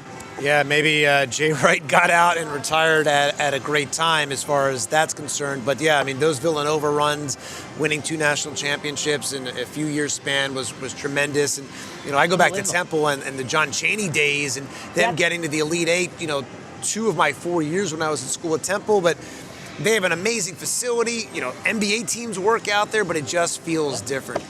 In any event, D. Lynam, you look cold, D. I played in a cross-country golf event. Oh, I'm like... So I just came in off the golf course, so I was going to take my hat off, but I swear, it's not horrible out. It's actually quite nice. But it was a really cool thing. You tee off from certain tee boxes and go to the greens of other holes. Oh, nice. Yeah. And you may need to leave that on for tomorrow, Eagles game. It's going to be freezing against the Raiders. I heard. Well, D. Lynam, thank you so much. Great insight. I love the positivity about this. D, I'm on board now with the Sixers after talking to you. Before I was like, this Embiid stuff. But after talking to you, D, I'm on board with the Sixers now. I'm going to believe. Give it 10 games, Jeff. All right. Come back to me in 10 games. All right. Longtime NBA reporter D. Lynam joining the show here on Parx Saturday. D, great to have you. We appreciate your time. Thanks, Jeff. Have a great weekend. Great insight there from D. Lynham. She's positive about the Sixers. I like that because I've been negative about it. I feel like the city's been negative about it, but I agree with her. I see something different with Edgecombe. I see something different with Maxey. This team, maybe they don't need to have Joel Embiid scoring his 39 like he did last night. All right, so obviously the big one tomorrow, Eagles-Raiders. Can they get this offense going?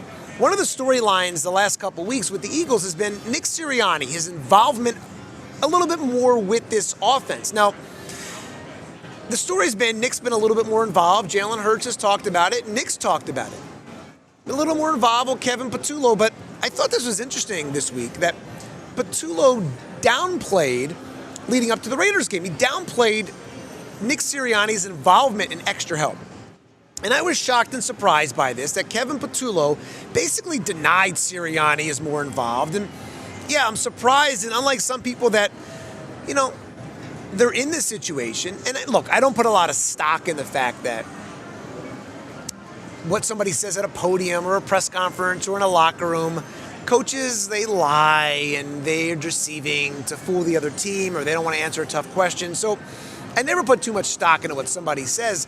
I just found it interesting that Nick Sirianni and Jalen Hurts kind of talked about having a little more support this week and the last couple weeks with Kevin Patullo, but then Patullo was like, no, that's not quite. It's kind of been the same. So I want you to hear this. I want to get your thoughts as maybe Kevin Patullo's right. Maybe he's not getting any more help. Listen to what Patullo said about Nick Sirianni's so-called extra involvement in the offense. So really, I've been here obviously for 5 years, so it's funny because it's really no different than any other year as far as Nick being involved. And so when you go back to Shane and Kellen and myself and Brian, whoever, he's always been involved, right? He always obviously knows what we're doing, and he's an awesome resource for all of us as coordinators.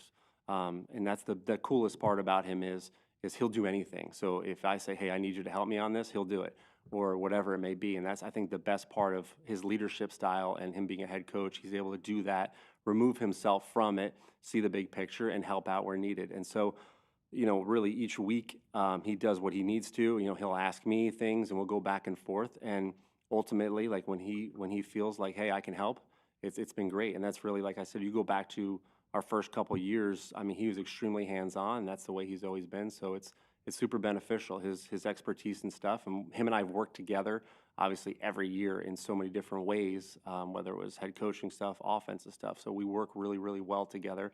So it's fun and a good process to have him, throughout the week to bounce things off of him and get it going. Well, really, it just depends on what we're doing that week, as far as whether it's game plan, whether it's game management stuff. Just there's a lot of conversation. There's things that we'd like to talk through from Monday through even Sunday morning prior to a game, and there's kind of like a list of things we always do since we've been here together, and we work through those, and sometimes it takes us longer to work through them, and it kind of feels like at the end of the week, once you get through it all, you're really prepared for the game. So that's kind of how we go through it together, and we've been doing it now for 5 years, and it's been pretty good. I thought that was somewhat interesting. I mean, he's basically denying that Nick Sirianni's involvement is any different than any other week. And maybe it is, maybe it isn't. We're not in those meetings, but I do find it interesting that he's kind of denying that there's been extra involvement.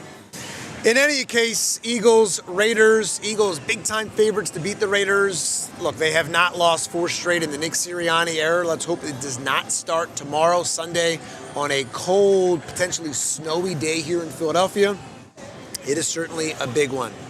All right, live sports betting is better on the Parx app. Get some skin in the game. Live betting makes watching the game that much more fun. Plus, Parx has a great holiday offer for new users. You can get a $50 casino bonus on the new game, Huff and Lots of Puff. And that plus, how about that extra bucks, $1,000 casino bonus back if you're in your first 24 hours. All right, Parx app, the only one I recommend to bet on sports, play the classic casino games, blackjack and craps, roulette. There's hot online slots like Huff and Puff, Huff and Puff? No, Huff and more Puff. You're going to get more Puff with this, and Divine Fortunes as well. Plus, the Parx Online Sportsbook and Casino gives you another way to win double the spread on one select pro football game every weekend. This week, it's Detroit at Los Angeles. That is a big one, of course, in the NFC. If the Rams win, they're in the playoffs. You get Detroit plus 11 points. Check the BetParx app for details every Friday afternoon. Pro football, the Birds 12.5-point home favorites against Las Vegas. The over-under 38.5. You must be 21 in Pennsylvania, New Jersey, or Michigan to gamble. BetParx.com has all the details. Gambling problem, 1-800-GAMBLER. We've talked a lot about the Eagles today. We've heard from Mike Quick, great insight about this team does not look like the 2023 team. It feels different. I want to get the Raiders' perspective. Obviously, Kenny Pickett is going to get the start. The former Eagles quarterback grew up in South Jersey, a huge Eagles fan. He wins a Super Bowl as the Birds' backup last year. He's on the field at the end of that game after they pulled Jalen Hurts. He's a great story. He's bounced around a ton. Yeah, he plays for the Raiders now, and he's going to start this game with Geno out. And also, by the way, no Chip Kelly. Remember, Chip Kelly's not coming to town because he was fired a few weeks ago as the offensive coordinator of the Las Vegas Raiders. So I wanted to get some insight from what the Raiders are bringing here, what happened with Chip Kelly, and Tom Brady. Remember, he's a minority owner of the Raiders. I want to hear about Tom Brady's involvement. So we went right to the source. We went to Raiders play-by-play guy Jason Horowitz. He is on his way here. And that'll be a big game tomorrow for the Raiders. They only have 2 wins, one of which, by the way, came against the Patriots. But I want to get the Raiders' perspective. What went on with Chip Kelly? What's going on with Tom Brady? And, of course, I want to hear about Kenny Pickett's preparation. Here's Jason Horowitz, the Raiders play-by-play guy, on what's to come. Raiders, Eagles, Sunday at 1. Jason Horowitz, how you doing? Fantastic, Jeff. Good to see you, bud. All right, so the Eagles, Raiders. The Eagles are struggling. The Raiders are struggling. You look at this game. Is this a no-brainer win for the Eagles, or are you going, don't count out the Raiders just yet? Well, there's different levels of struggling when you say, like, Okay. the Eagles are the defending Super Bowl champions, and they're still the division leader. So the differences of struggling at Philly's level versus the Raiders, who are coming in, staring at possibly having the number 1 pick in the NFL draft. Those are 2 very different levels of struggling. But look, you go into this game and it feels like a lot of games that the Eagles should win, and they should win extremely comfortably. But there's some variables here. Geno Smith's banged up; he may not play. There have been some Raiders fans who have been calling to see what Kenny Pickett will look like. They gave up a 5th-round pick at the end of training camp to get him from Cleveland. You guys know him very well. As the backup last year, who started at the end of the season when the starters rested in 2024. So I think there's some excitement to see what he does, mostly because the offensive line for the Raiders has been a major struggle all year, and Geno Smith has been sacked second most in the league behind only Cam Ward. So I think the idea or the thought may be that Kenny a little bit more mobile. He's healthy. Geno hasn't been healthy for a while. And so I think the thought is maybe there's a possibility that he could provide an offensive spark that we haven't really seen most of this year.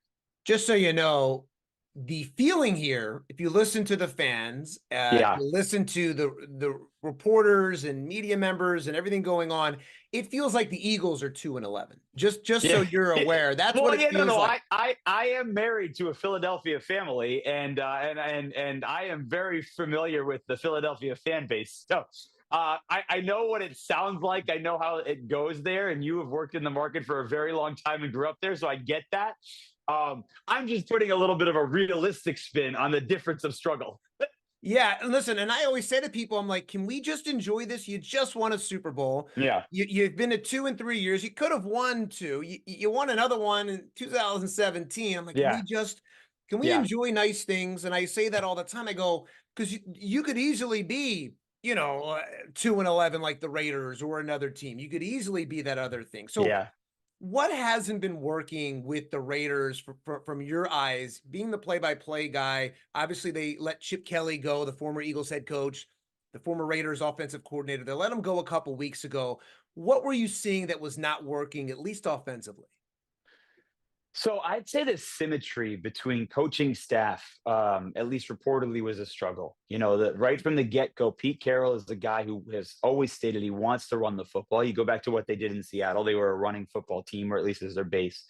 Chip Kelly's always been thought of as an innovative running coach, and it never worked. And there were always calls for, wait, why aren't we running the ball more? How do we run the ball more? How do we get the running game going? And the running game, you draft Ashton Genty 6th overall with the assumption that you're going to run the football. And the Raiders last year were 75 yards a game, dead last in the NFL. And the Raiders this year are worse than that.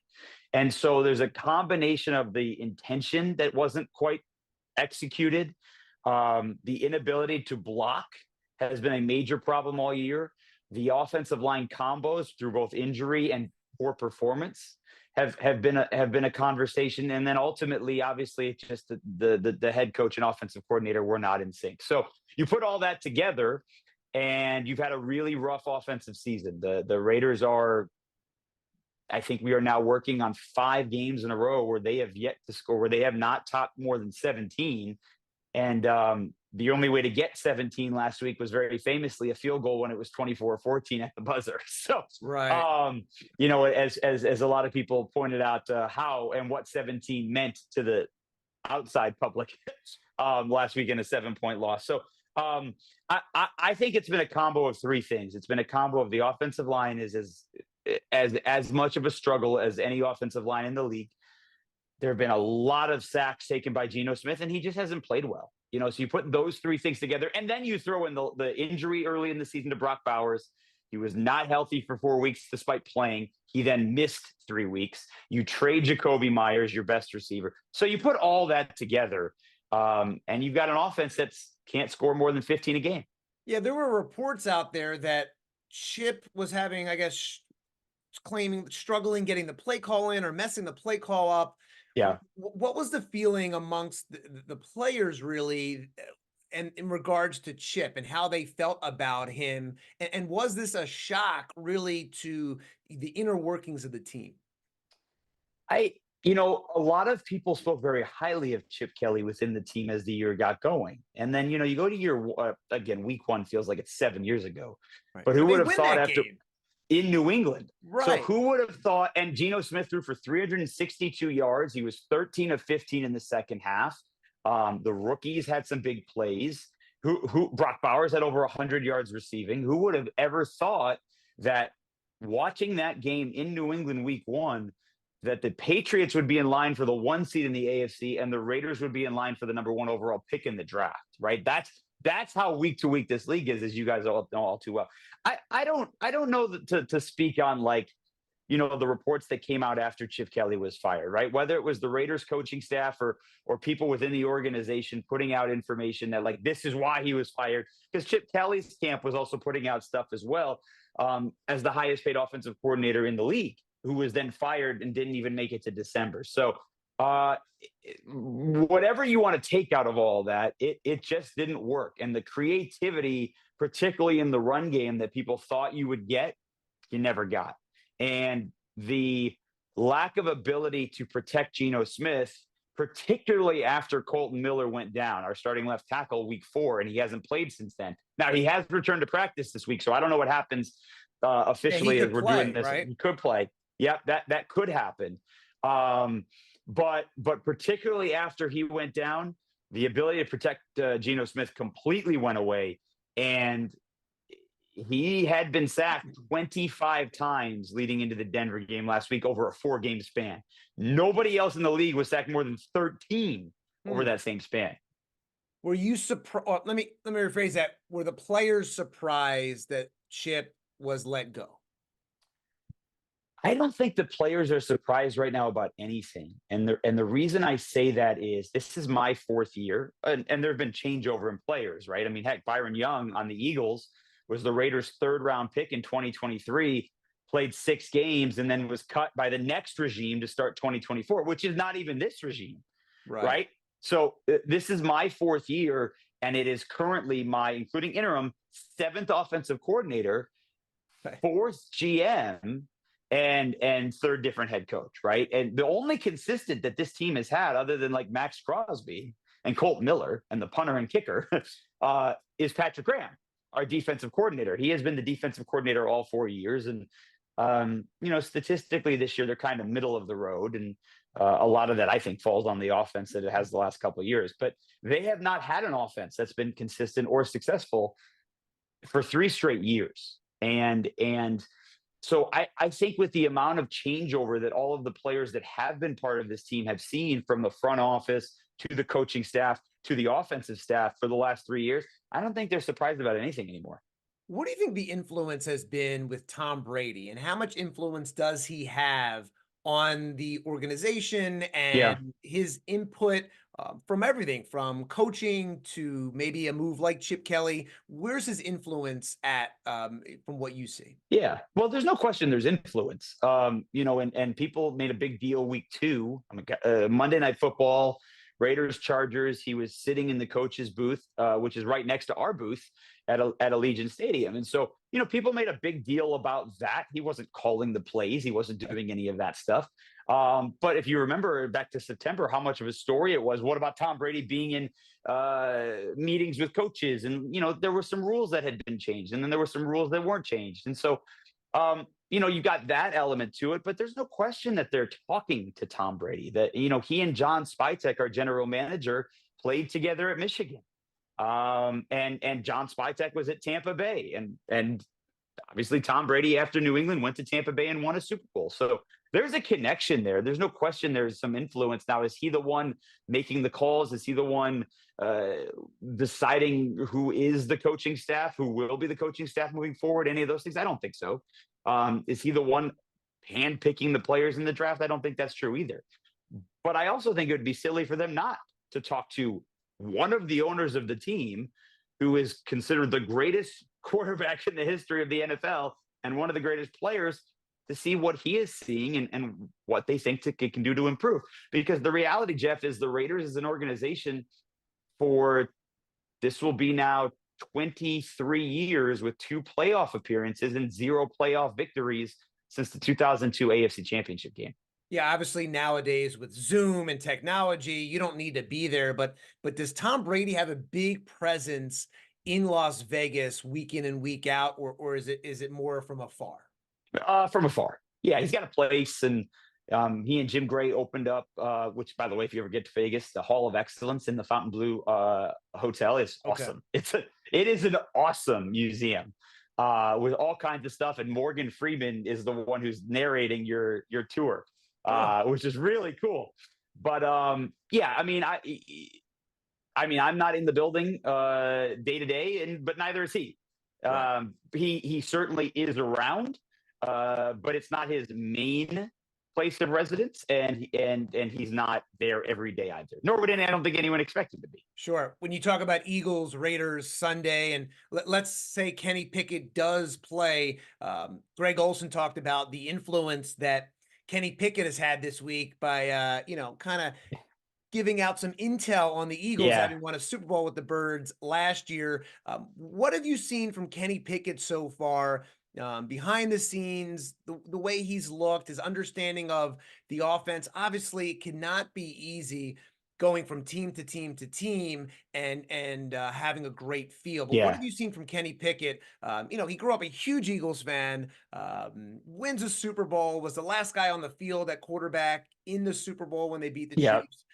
Huge Eagles fan, but role is likely different when we take the field on Sunday. Well, I think having a knowledge of the players is certainly a big part, but I think sometimes that those type of conversations, are a little bit overblown. Schemes change. That's what Vic Fangio said. Schemes change, and think about what Kenny Pickett knows more about his offensive guys than he doesn't study the Eagles defense, right? And realistically, once training camp is over, but you would face them in practice. In practice, but But when you're facing them in practice, you're running the other team you're playing's defense. You're not. That's a great point. You're not facing what the Eagles do defensively. Now, again, he knows that, and he's going to watch film this week, and he's going to see all those things, and he'll go remind him, okay, this guy likes to do that. This guy likes to do that. But there's also a lot of players who were on the Eagles defense last year who are not the starters this year. Right. Think about Chauncey Gardner-Johnson, and you think about Milton Williams, and you think about all the other guys. Azeez Ojulari is on the IR, and he wasn't there. You think about all those guys who aren't there, or who are there, who are playing different roles. So I think that comes to play too. But he's got to worry about what the Raiders are doing, right? You're in the third week of having a new offensive coordinator in Greg Olsen. Now, Greg Olsen's been the offensive coordinator 2 different times with the Raiders, but Kenny wasn't even pros at that point. So he's got to deal with that. He's got to deal with moving parts along with the Raiders offense. And then you're dealing with the fact of, okay, I know the Eagles, I know some of the guys over there. I know maybe if I see what he's doing here, or if his hands are like this, or if he's leaning this way, maybe I'll pick up on that and remember that from training camp last year. But I think there's a lot that gets overblown with some of that stuff year in, year out. Even when players join a team, I think it was Marquez Valdez-Scantling last year who joined a team, or maybe 2 teams, 2 weeks after playing for that team. And it's like, well, what are you using his knowledge of what they're doing? Maybe, but is it really playing a massive role? And I always think that it's overrated. Yeah, and I love what Kenny Pickett did say this week about, the snow, rainy conditions expected for Sunday. He's like, I'm used to that. I'm not used to Las Vegas and being, 70, 80 degrees in December. That's what I'm not used to. So I'll be just fine with Well, think about this too, Jeff. Like a lot of teams, the Bills, Bengals last week, there was a big thing on the broadcast about how Cincinnati knew it was going to be cold and snowy, and it's cold in Cincinnati. So they practiced all week long outside. Well, the lows in Las Vegas this week have been 52. So even, and that's at 7 in the morning. Now it's in the 60s, but that's certainly not 32 degrees with 2 inches of snow possibly. So yeah, that prep is going to be a little bit different. Yeah. All right. Well, Jason Horowitz, play-by-play man for the Las Vegas Raiders. I appreciate you joining me. Thanks, Jeff. Appreciate it. Thank you. Great insight there from Jason Horowitz. Could you even imagine, and I hate to go there, but could you imagine that if Chip Kelly was still on this Raiders squad and they came in here and beat the Eagles with a Kenny Pickett, and there was some sort of revenge game here in Philadelphia and the Eagles lost 4 straight for the first time under Nick Sirianni? Ooh, it would be another tough week in Philadelphia. Well, let's hope the Birds get back in the win column against the Raiders. Sunday, it'll be cold, it'll be chilly, perhaps some snow on the ground. The Eagles need a win. They are big-time favorites in this game. 12.5-point favorites over the Raiders. Eagles, they desperately need a win and get back on track. Hopefully we see Jalen Hurts and this offense performing like we know they can. All right, that'll do it for us on Parx Saturdays, live from the Parx Casino here at the Sportsbook on PHLY Sports. Thank you to all of our great guests. Mike Quick, great insight. We'll hear him on the radio tomorrow with Merrill Reese. He does not think it's like 2023 all over again. Great insight there. You can watch the show back if you want to on our YouTube channel. So that'll do it for us. For Andrew Frazier, my producer, I'm Jeff Skversky. We'll see you next week on Parx Saturday, live from the Sportsbook at Parx Casino in Ben Salem. Have a great day. We all silly like the mayor.